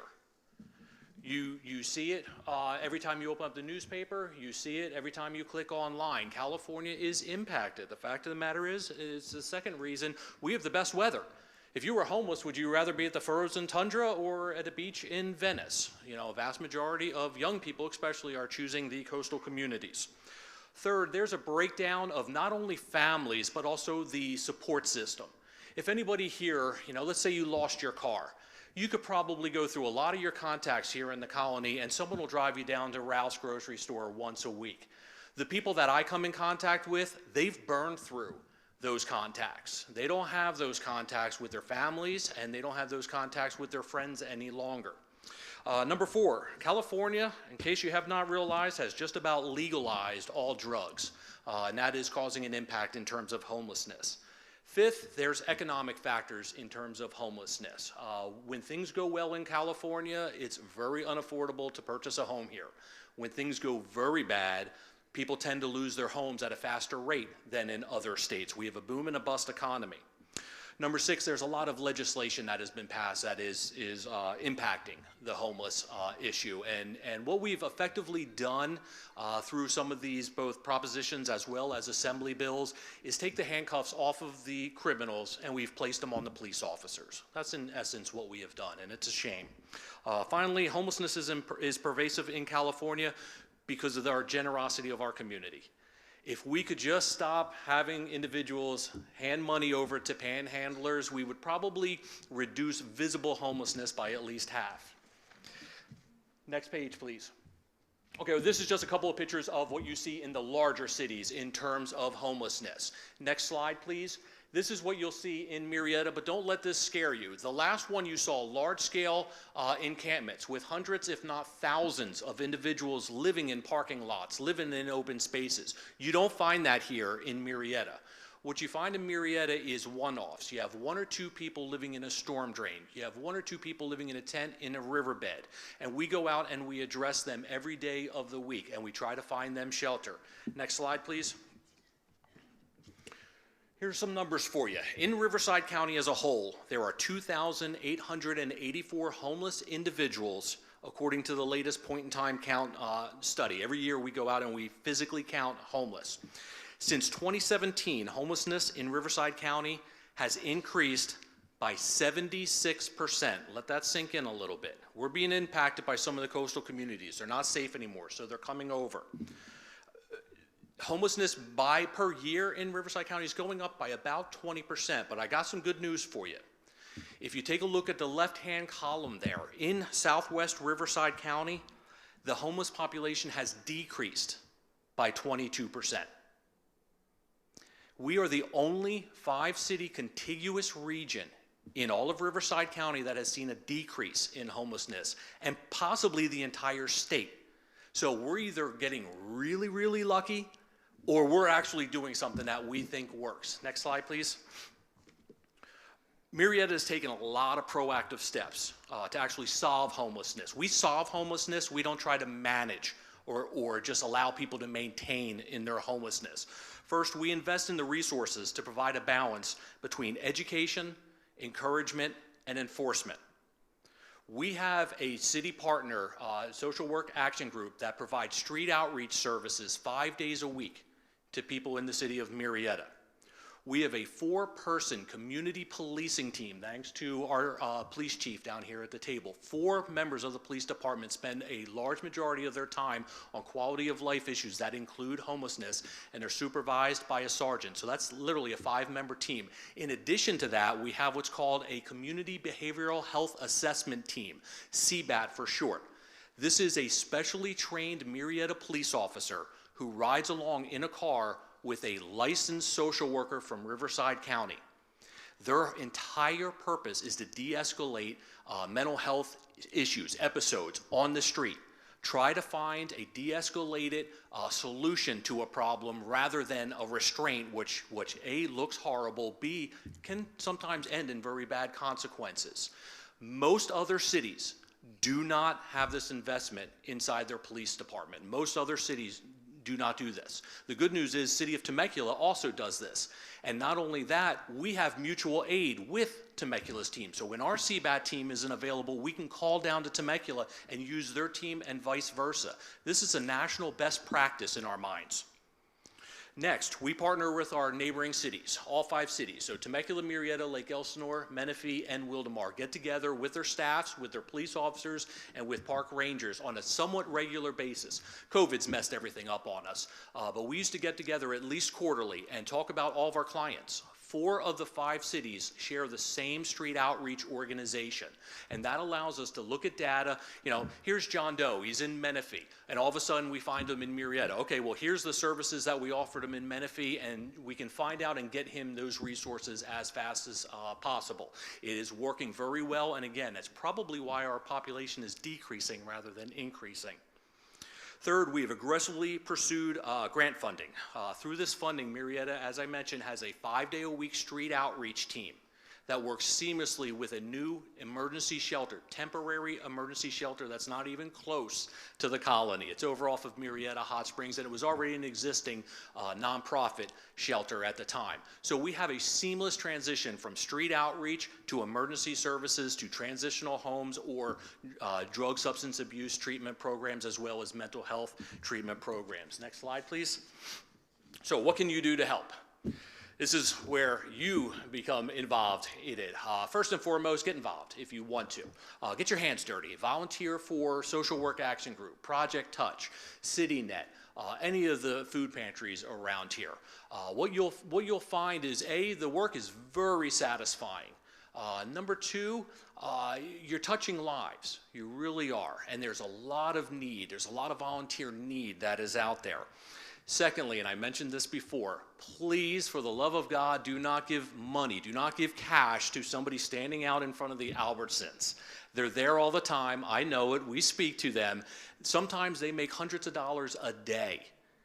That money is not going to their shelter. That money is not even going to food. You're supporting homelessness by giving them actual cash. What you could do, if you want to give cash, is give it to one of our nonprofit partners. Give it to CityNet. Give it to Community Mission of Hope. The United Methodist Church right around the corner from City Hall runs a great food pantry program that always in need of help. And we apparently got someone here that's supportive of that. Secondly, if money is not an issue whatsoever and you want to help, purchase bulk gift cards to fast food restaurants, and I will hand those to our police officers and to our street outreach team. This will allow them to sit down with a homeless client and assess them while the person eats lunch, and we can figure out exactly what to do with them. A lot of times that's the biggest incentive that they need. Finally, report homeless activity. It's very common for me to hear out in the public, well, homelessness is impacting this business, or it's impacting my quality of life. And then, I check my phone logs and not a single person has told me about an encampment somewhere. Let me know about it. I'll happily give you my business card. You can find me online very easily. But report where encampments are. Report where there are panhandlers. And we'll go and stand right next to them until they decide that they've had enough of us talking to them and they'll move to their next location. But again, we are doing extremely well. We work very closely with our police department and all other city departments. But we need your help in this, and I appreciate any support we could get. So I appreciate your time. Thank you.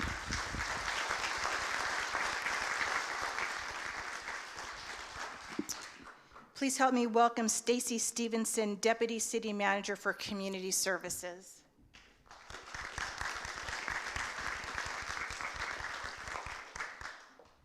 Hello.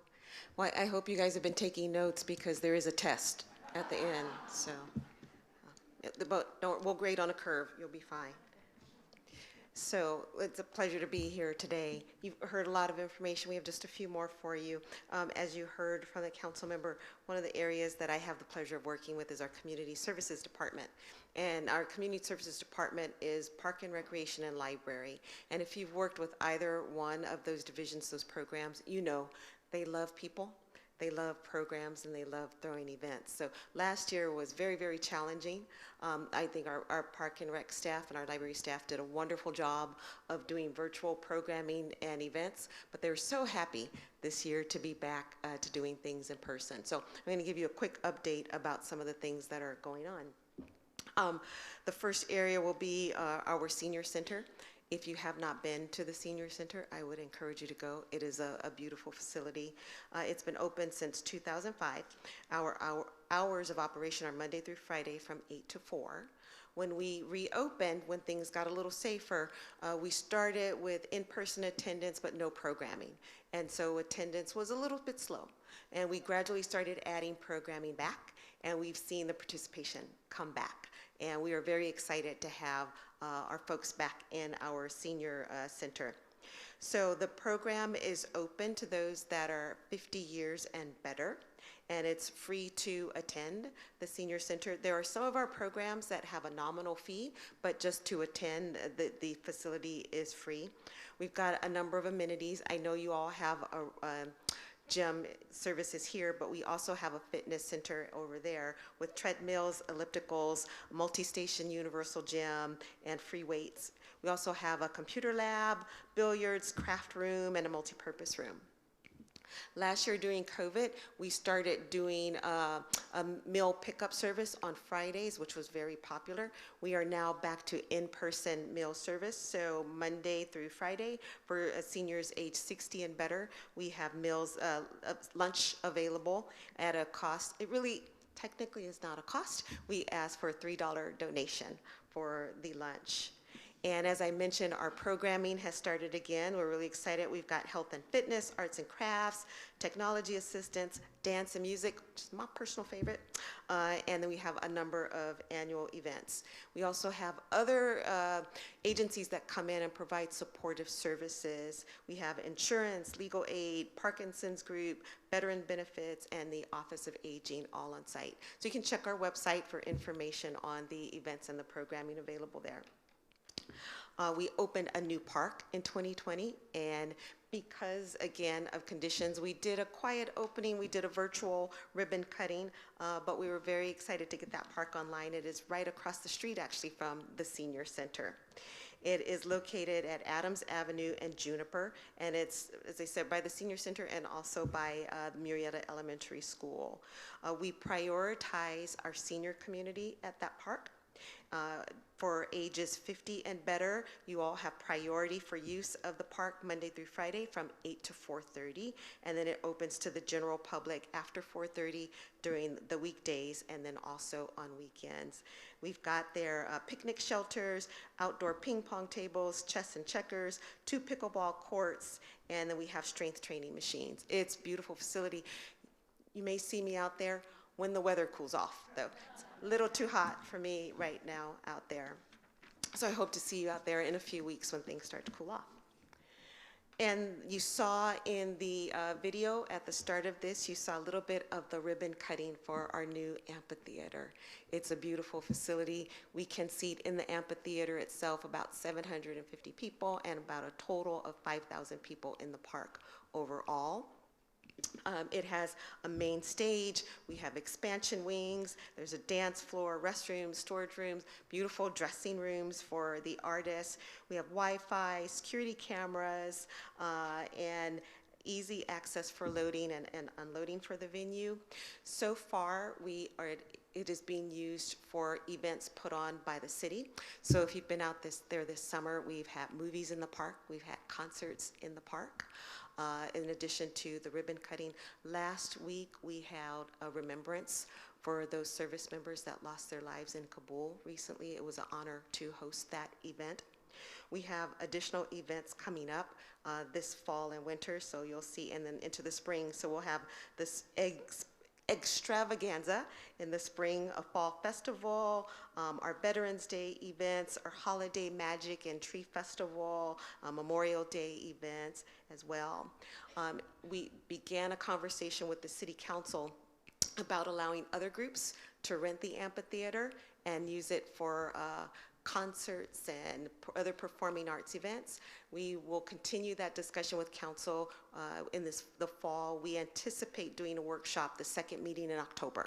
And so as soon as that date is finalized, we will put that information out, but we'll be talking about what that use could look like and what we would charge to use that facility. We want to make sure that we try and charge fees that will allow for cost recovery. As you can imagine, it takes a bit of money to keep the facility looking nice, to keep the grass in shape, and to keep the dressing rooms and the rest of the amenities looking the way they deserve to look in Murrieta. We have another event coming up this weekend on Saturday. There'll actually be 2 events in honor of 9/11. Saturday will actually be the 20th anniversary of 9/11. It's hard to imagine that it's been that long. I'm sure many of you remember exactly where I was that day and what I was doing when I found out. It's something that we'll carry in our hearts for the rest of our lives. So we want to make sure that we pay special tribute on Saturday. So we have actually 3 events planned. The first one will be at 5:40 a.m. 5:40 a.m. We're going to mark the actual time of the incident. And so it will be basically a real-time event, and we will mark the time of each plane hitting the buildings. So we invite you to join us for that. That will go to roughly 7 o'clock on Saturday morning at the 9/11 Memorial in Town Square Park. Right after the memorial, police and fire will hold a run. I believe it's a 5-mile run. I'll be waving at them as they go by. I probably won't be running at 7 in the morning. And then our final event will be at 6 p.m. that evening. We thought long and hard about this and what else to do to mark this year. The remembrance event is something we do every year. But given the significance of 20 years and given that we have this beautiful new amphitheater, we're actually going to hold a concert that evening as a tribute. And so the Temecula Valley Orchestra will do a patriotic concert. And we're proud to say one of our own, our principal engineer, Jeff Hitch, is a member of that orchestra. He plays violin, I believe. So we are very excited to have them come in and do that concert on Saturday evening at 6 in the amphitheater. It's free to attend. If you'd like to come out, the weather should be beautiful at that time of day. Bring seat cushions or lawn chairs and join us as we pay tribute to 9/11. So keep your eye out. That's just a little bit about what we have going on. There'll be much more to come over the next weeks and into the new year. So we look forward to seeing you at our events. So thank you.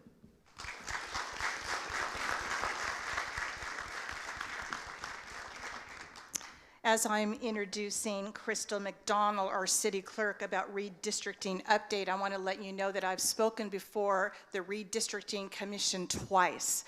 It's very, very important that the Southwest region, the 5 cities, stay under one representative so we can lobby for economic development, agriculture, farming, transportation, and water. So please welcome Crystal McDonald.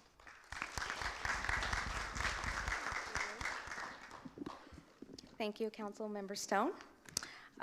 So I'm here, first let me introduce myself. My name is Crystal McDonald. I'm actually your city clerk. I've been your city clerk for about 9 months now, so I'm a little new.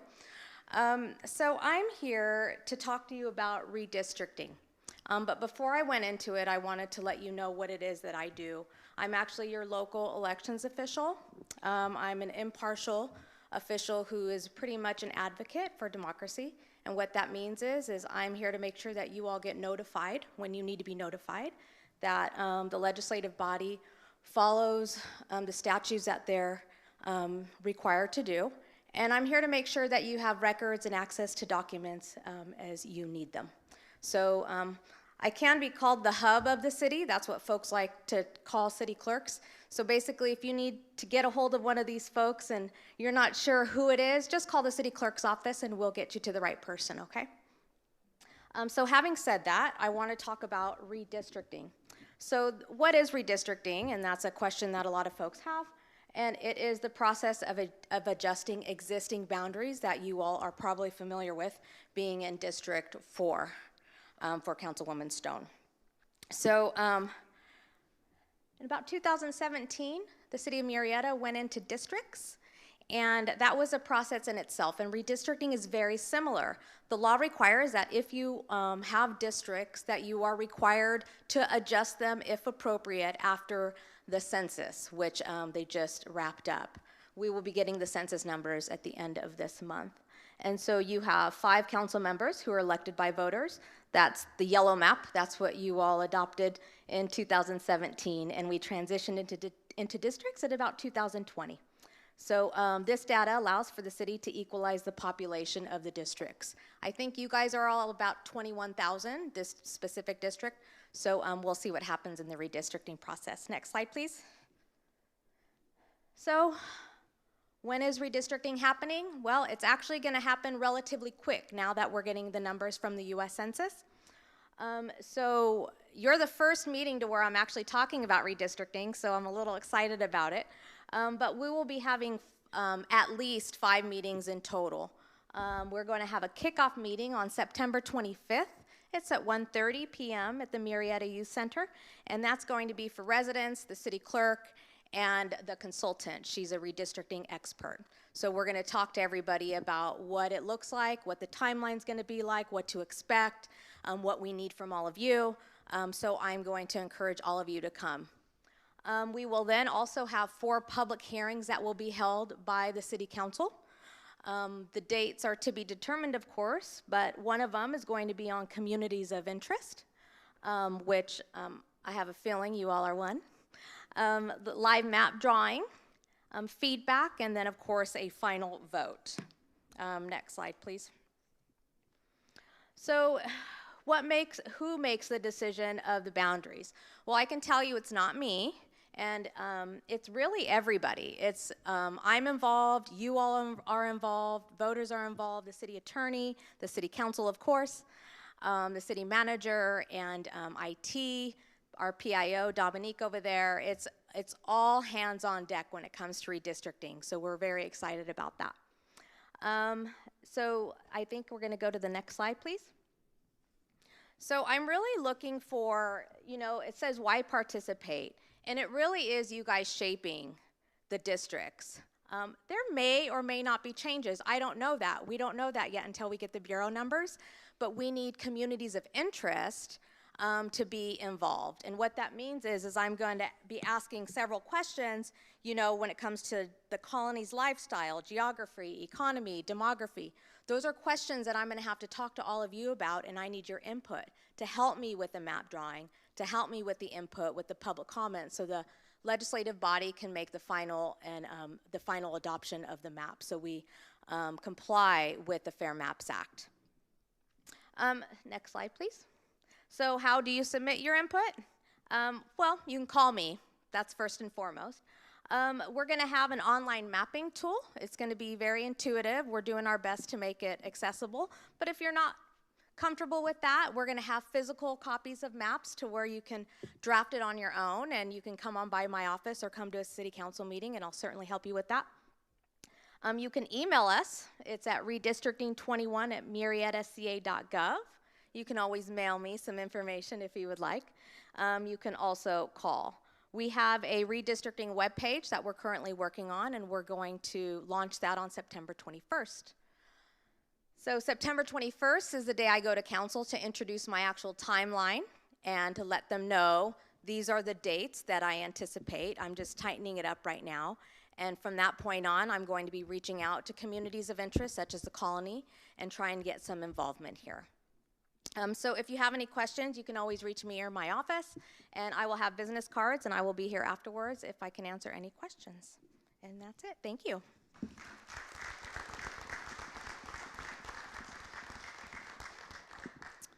Okay, we're going to go ahead and open up for questions and answers.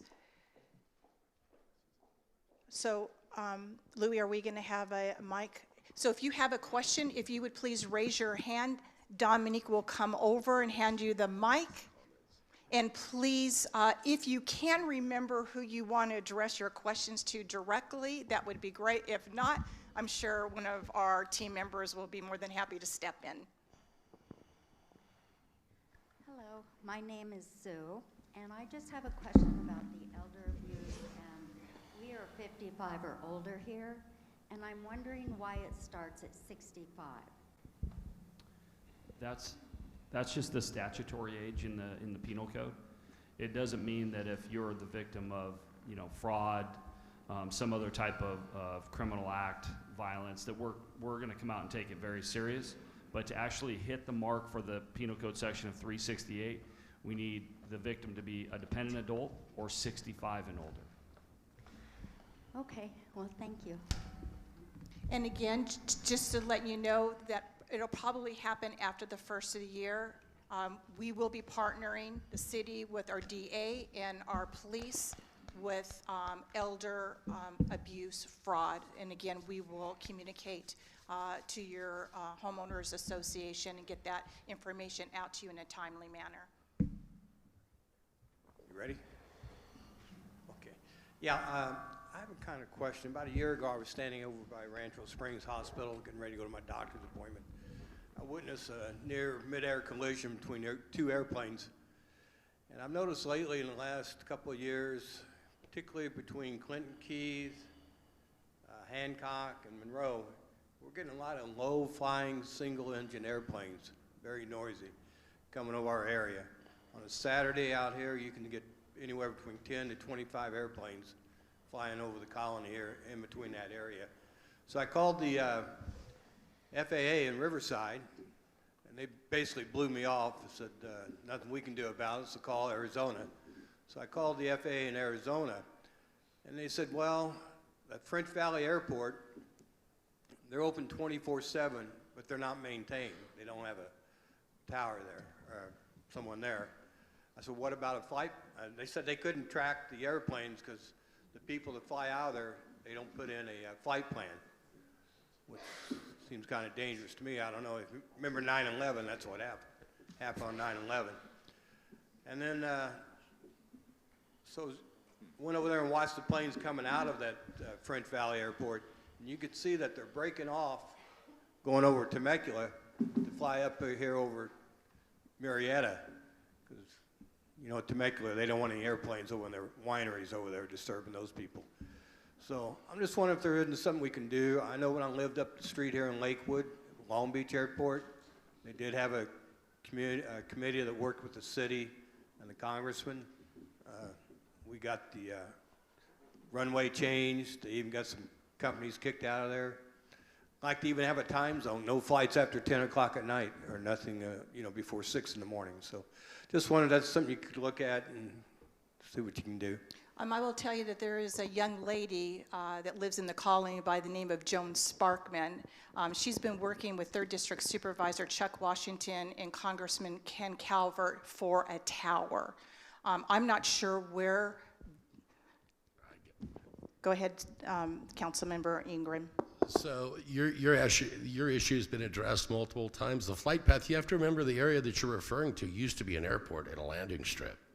So it's natural to use those landmarks for pilots, and that's something that's being looked at. And Councilmember Stone is absolutely correct. Joan Sparkman has spearheaded this. Congressman Calvert's aware of it, as well as the county, and there's been a great deal of discussion on having a manned tower versus an electronic tower there to adjust those flight patterns. With regard to the land that's available in that 79 corridor, it's not possible. I actually sat on the airport commission, so we've looked at acquiring more land or changing flight path of those runways, and there's not enough property to do that. And you're going to see more and more volume as it goes along, so that tower is definitely going to be needed. It's absolutely something that will happen in the future. I absolutely think you'll see more aircraft. It's just a matter of time. We're a growing area. We're an expanded area, and now with people wanting to come to wine country, the casino, and now hot springs and the other things, you're going to see that. And they're going to be small. Well, and I think that's something that'll be addressed, where they're flying more onto the mountainous region and trying to come back and around, and that will happen as they work on the flight paths with the tower.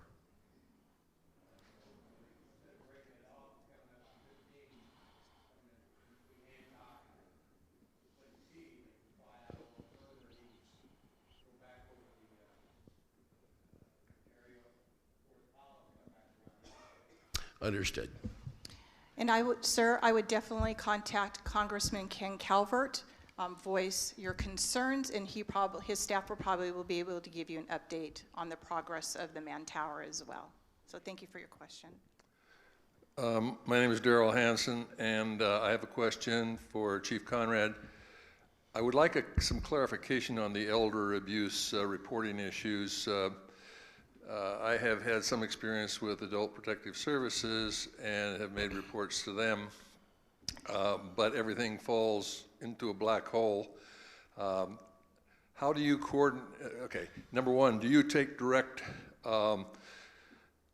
complaints on elder abuse? And number two, what coordination, if any, do you have with the Adult Protective Services? Yeah, so your first question, yes, absolutely. We'll take a direct report, and then we also are in the loop for the cross-reporting with APS, and we work closely with them. So anything that goes to APS that they deem to be criminal in nature, and it's in this jurisdiction, gets cross-reported to us and assigned to a detective. Thank you.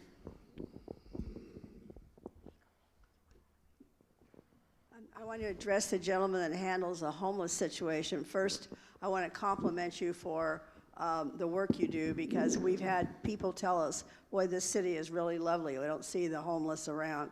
But my primary question to you is, what is the cause of most of these people being on the streets? Is it drugs, alcohol, or what's the primary reason for it?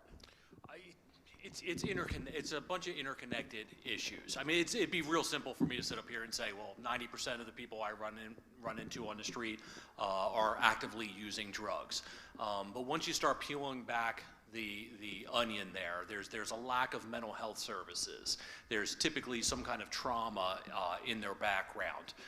So it's very often there's a lot of interconnected issues that they've dealt with their entire lives. Now, the vast majority are active drug users.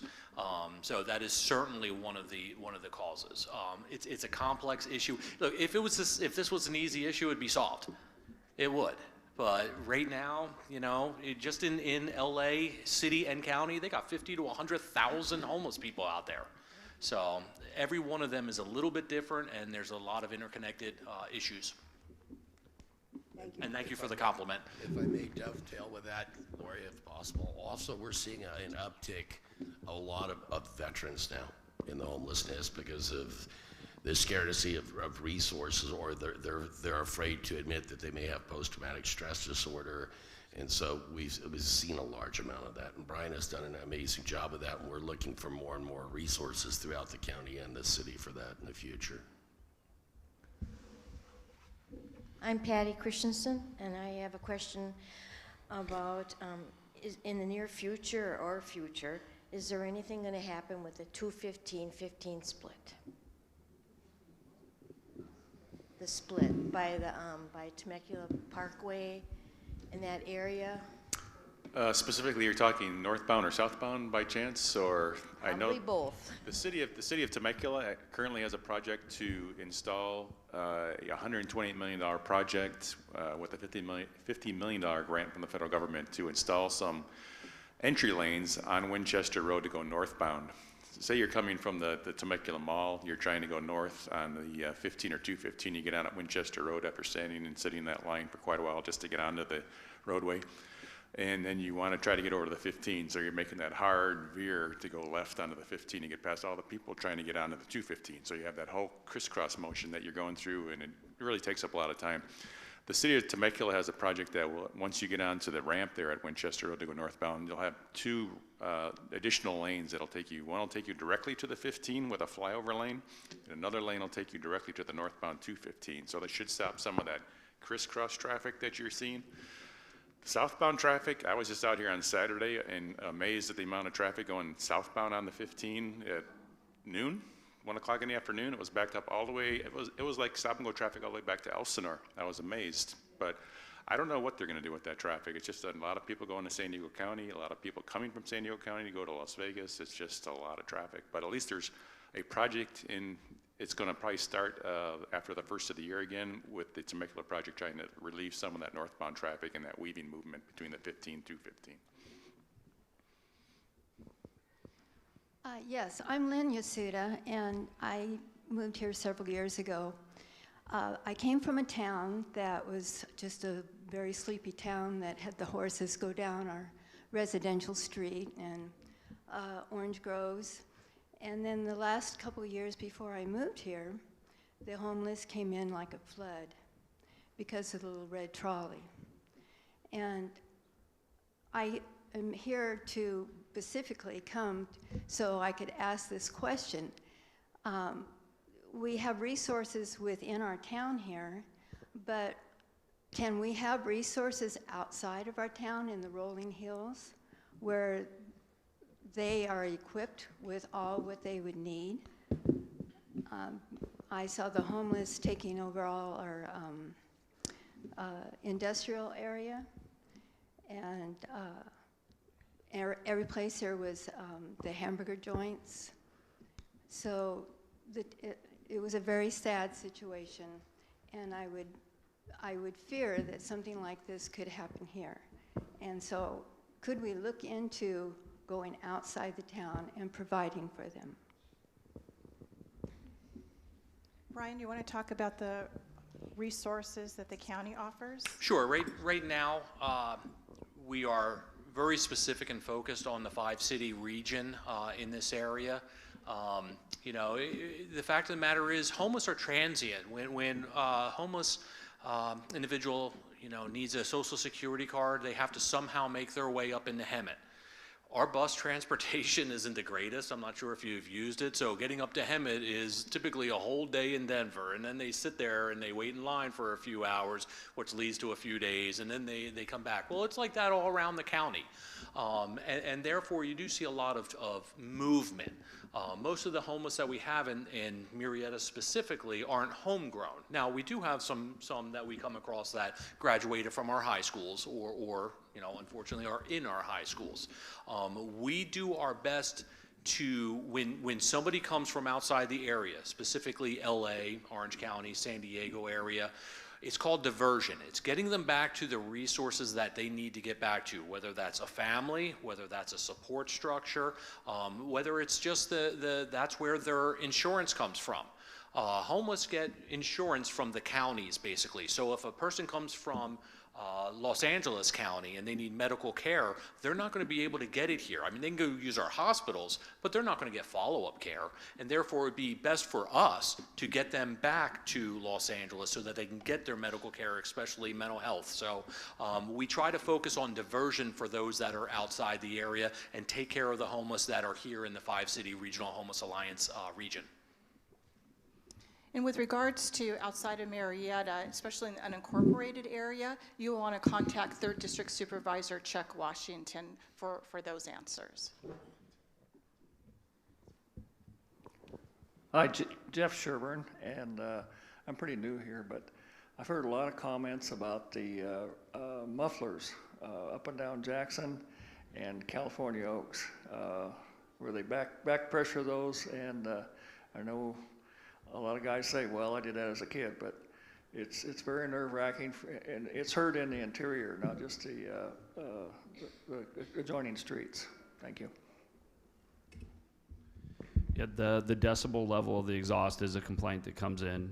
We do have a very formal complaint process that goes through. All of your complaints are reviewed by the motor sergeant and then given down to traffic officers and patrol officers, because the motors are visiting the patrol briefings and discussing some of the common complaints. I have seen the Jackson complaint myself, so we are addressing it. It is a violation of the vehicle code, and you will see some citations written on it when we're there and we actually see it and catch it. So,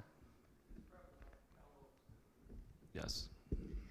My name is Gloria Broski, and I would like to thank our police and fire chief for taking such good care of us in the city.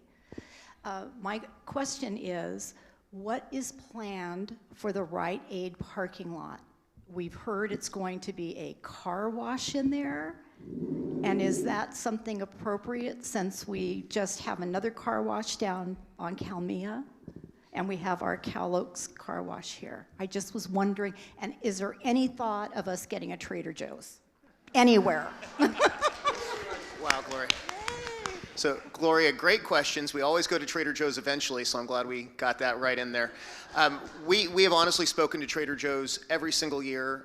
Their company a few years back made a decision that they would rather be a mile apart in Los Angeles or Chicago than in every city that's 100,000. So they've gone in a really dense centers right now, but they've also said that if they ever expand that view and go back to servicing each city, that Murrieta would be the first one between San Diego and Rancho Cucamonga.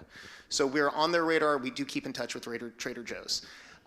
As to the other question, it is a very good question. We appreciate input in what goes into the city, but it's also a private property land right. So our zoning allows for car washes and retail zoning, and if somebody does their job and can show that it meets noise requirements and it meets the code and they can successfully fit the business into the space safely, then they have a right to do that as a developer. Now, whether or not it's intelligent to do them very close together, we offer that advice, but it is always up to the developer to decide if that's a path that they want to choose. Well, there's been an application to the city. Applications to the city come in all the time. Not all of them become developments and turn into a business. Some do, and some don't make their way through the process. And Scott, if I may, just really quickly, Lori, when you see the Amazon store, remember Amazon acquired Fresh and Easy, and Fresh and Easy has some really great food. So I would definitely be checking that out. And don't hold you, we might get a Sprouts here or some other stuff too that Scott's looking at. So nothing's tucked away. We'll find something to get at Trader Joe's eventually. I'm pretty confident. My name is Keith Manley, and I have a couple traffic issues that I'd like to cover with you. To steal the thunder from the fire chief when he talked about coming in the Cal Oaks gate into the colony, he has trouble with the arm. The reverse side of it, going out of the colony, we've had great cooperation from the city in the past. Kim and her team has really come forward and helped us in some areas, and I'd like to point out one that, or two at that area that seems to be affecting the seniors within the colony here, and that is the time limit of the traffic light going out of the colony is not very long. You maybe get 3 cars out, and then it changes very quickly. And some of those cars are, if you're the second and third car coming out of the colony, you're on a slope, so you can't see up over the intersection to see if there's traffic coming or not, and is that light going to change very quickly so that they can't get out of the colony itself. The other thing that you did for us, where you extended the time for the light at the colony at Cal Oaks there, for it to allow us to get, us seniors to get out a little bit earlier through the normal traffic, and it cuts off at 10 o'clock in the morning, and then it goes back to normal traffic time. If you could extend that, say, till noon, because seniors don't get up that early any morning, and they're a little bit slow on moving to get out in their cars and go, and that would be a great help to us. So Kim, if your crew can look at that, I would appreciate that. And one last comment for the streets. When you come from Jefferson Avenue up Los Alamos to Madison, that intersection there, when you are waiting to go east across to Madison, that light changes also very quickly. It's probably 2.5 cars, and a half a car is the third car that's stuck in the intersection because the light has changed so rapidly that they can't get enough traffic through when there's even traffic behind the individuals on that street. So appreciate you looking at that too. Thank you very much. Yes, Mr. Manley, we'll take a look at all those intersections you brought up and take a look at the signal timing here at the entrance, the Cal Oaks entrance, and also at Los Alamos and Madison. Thank you.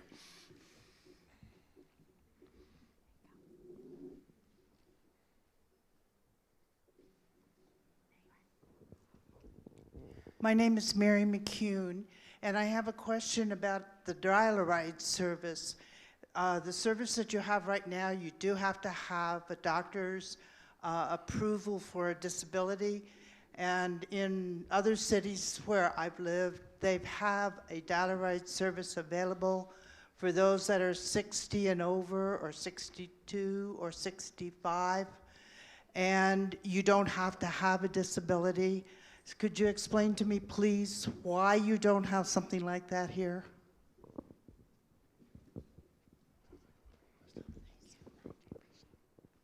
So the easy answer is, I'm not really sure. That doesn't really fall under our jurisdiction, but what we could do is, if you want to contact us, we could give you some contact information. I'm not sure if it's a private dial-a-ride. Sometimes they're private, and sometimes they're through the Transportation Authority. RTA. Yeah, we addressed this, it is part of RTA, and it is the county that's in control. We addressed this 4 years ago in this audience when we were asked that question. So that would be the county, but there's going to be some information on the last slide that you can contact us, and we can help get you that information of who they are.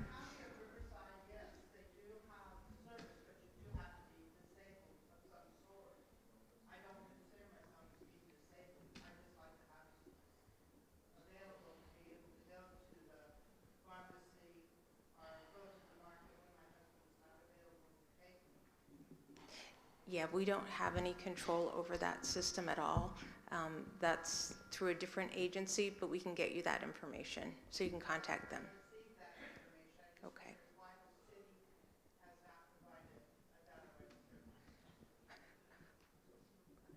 Well, we have an agency that handles all of the busing in the city and the region. They take care of the county, and if Councilmember Ingrid wants Yeah, to give more information the on problem that. is, yeah, when you actually look at that, one, the program would be expensive. Two, we're not set up for mass transit. The vast majority of the resources that went to the Dial-A-Ride program were for the disabled, people that didn't have the ability to drive. There were a bunch of different things that we had looked at, but it's not a program that the city could manage. It's something that's done through the state. You have to be certified. RTA is involved with it in the county. So that's something that would change from the county. The city has no control over policy whatsoever when it comes to transportation.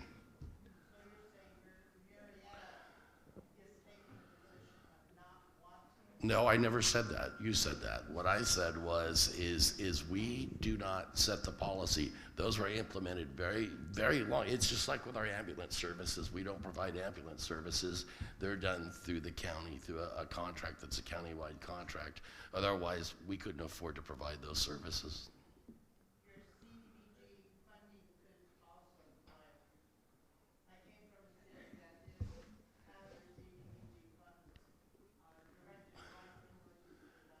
Well, then what I suggest is the next time we have community block grants, which we all struggle over, please come in and make that suggestion. We're more than glad to entertain talking to you about it.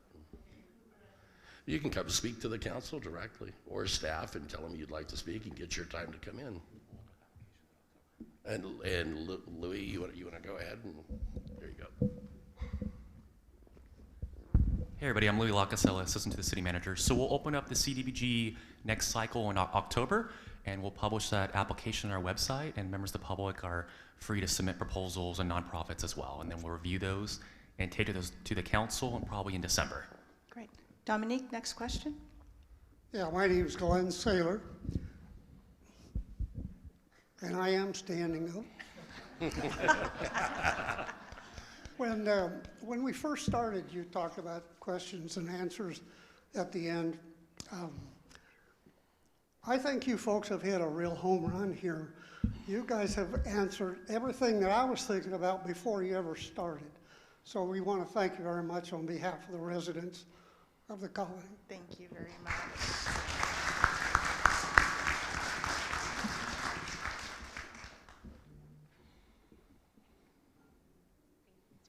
Hi, I want to say thank you as well.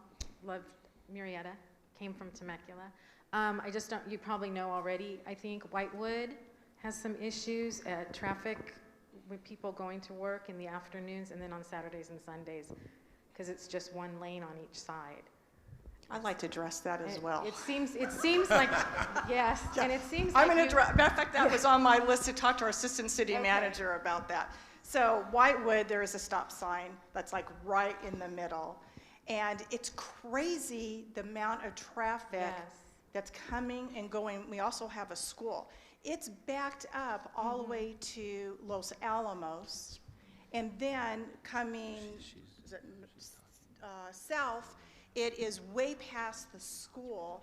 And on the weekends even, it's just so congested.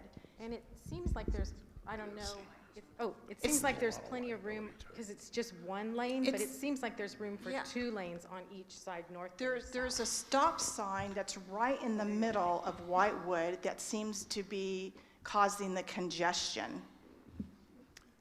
Mr. Mailing. Yeah, I was just going to say we could blame that on engineering. Happy to address that. You're talking about the section of Whitewood between Los Alamos Road and Hot Springs Road. That Yes, sir. section, unfortunately, was built during the county days back in the late 80s, and they only built the roadway a certain dimension width-wise. So we don't have enough room in that section to actually put 2 lanes in each direction. The portion north of Los Alamos Road works well, is 4 lanes. The section you're talking about is congested. For every person that wants us to take down the stop signs, there's 10 people that want a stop sign so they can get off of their side street. We deal with a lot of enforcement out there. There's stop signs that people run through. There's stop signs that we get questions, why don't you put up more stop signs on Whitewood? So it's interesting how we get a different dynamic of people looking for safety to get off the side street and people looking to get to where they're going as fast as possible. So it's a balance. We'll take a look at it. We'll see if we can get the actually additional lane, because it looks like there is room there, but we're just about a foot short on either side. So there are minimum dimensions that you can put a roadway unless you want to get yourself into some insurance accidents and issues with having substandard streets. So there are standards that we do follow, but I'll take a look at it with our consultant traffic engineer and try to come up with something. We do have a traffic commission that meets once a month. The third Wednesday of every month, we have issues with existing traffic come before a traffic commission. The traffic commissioners will make a recommendation, and I'll be happy to take this section of Whitewood between Los Alamos and Hot Springs to the traffic commission for another look. Thank you. Lori, I had a couple comments on emails that I'd got, if I can quickly address them to the people that had sent them. Regarding the green waste issue and the dumpsters in the retail area back there that everybody's had the issue with, that I've gotten lots of emails on. We're working on that now, and Louis will be working that on in the future. So if you have an issue where we need to reach out to Waste Management or something, contact staff. We have a green waste program that's being implemented now, and we've run into a few obstacles. The massive amount of emails regarding nutmeg and the speed at the nutmeg gate coming out of the community. We have hired additional officers and patrol officers, and as the chief said, if you're out there speeding in your golf cart, you're going to be the first ones we come after. So just a heads up. And then I saw a lot of looks about all the commercial development that you're seeing in the restaurants and stuff. Remember, those TOT dollars that these people are bringing to you, to me, those are our tax dollars, so that we don't become state and federal welfare recipients, so that we can afford to buy that beautiful, beautiful piece of equipment you saw in that apparatus. So go out and enjoy the restaurants and stuff, because I get a lot of emails, oh, we're building too much, are we building too much? Remember, we can only build out to a certain extent, and once you're built out, we're done. So we want to try and make sure that we have that revenue available. And I wanted to take the time to thank staff for the great job they've done, and Councilmember Stone for hitting the ground running and having her first meeting here right away with you. The thing that you need to remember is, if you have a question, call staff. They'll get back to you immediately. And Chief, you want to elaborate a little on how we patrol nutmeg, because there's a lot of emails that come out of here regarding nutmeg and the ability to get in and out safely. Sure, yeah, we have, I talked a little bit about our complaint process. The traffic motor sergeant, his name is Sergeant Williams. He's a very busy man these days. And if you were in his office, you would see the top 10 locations for traffic complaints in his office, traffic collisions. He tracks all of our collisions monthly, and then he deploys his motors out to those areas. So as Councilman Ingram's talking about nutmeg, that's a major corridor, as well as Clinton Keith and Whitewood and some other areas that we have a great amount of focus and are writing a lot of citations. We'll put the speed trailer out there that gathers data for us. So we need those complaints to come in so we can focus it. And it's okay that they come in, because we gather that data and then we actually act on it. So that's how our enforcement strategy and posture is right now. I want to thank everyone for your very, very important questions. And right now, I'd like to bring up Kim Summers, our city manager. She has some concluding comments. That's right. We're going to let you guys go in just a second. I did want to introduce two people who didn't speak. We have Louis Lacasella. He's our assistant to the city manager, and you've seen Dominique Samario. She's our brand new public information officer. They helped prepare this presentation for us today. And all I can say is, these are the rock stars of the city. You should be very proud of them. I'm very proud of them.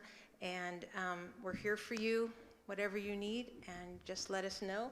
There's a slide on ways that you can connect with us. We have a monthly newsletter that goes out. If you sign up for it on the website, you'll get it every month on the 1st of each month. And then we try to put a lot of information out there for you. But if you go to the website and you don't find what you're looking for, we'll let Dominique know, and we'll create that information for you so it's easy to access. So thank you very much for letting us be here with you today, and thank you to our two council members, and I'll give it back to you.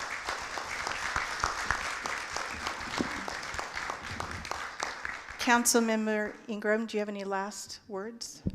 No, just thank you for affording the opportunity after 2 years. And by the way, when you have a chance, make sure you go and tell CSD staff and your staff here, when we coordinated your COVID shots, the food drives, This staff, that young gentleman back there on the door who doesn't say a word, deserves a standing ovation for what he's done for this community.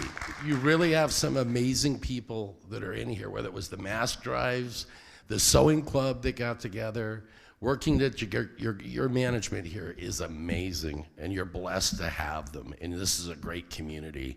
And you guys are kind of in my wheelhouse here because you broke me in on that stage when I first ran for office, and everybody knows it.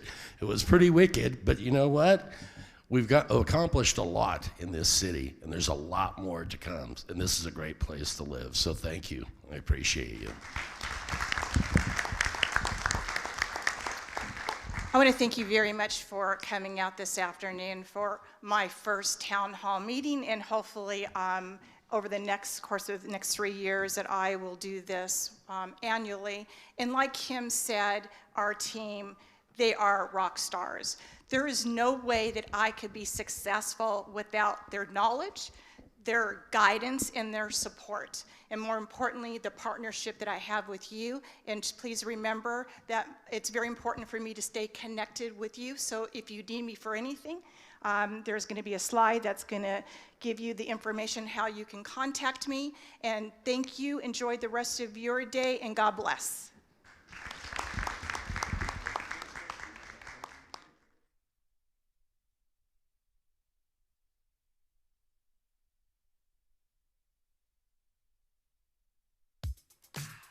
It's too hard to sleep. I got the sheets on the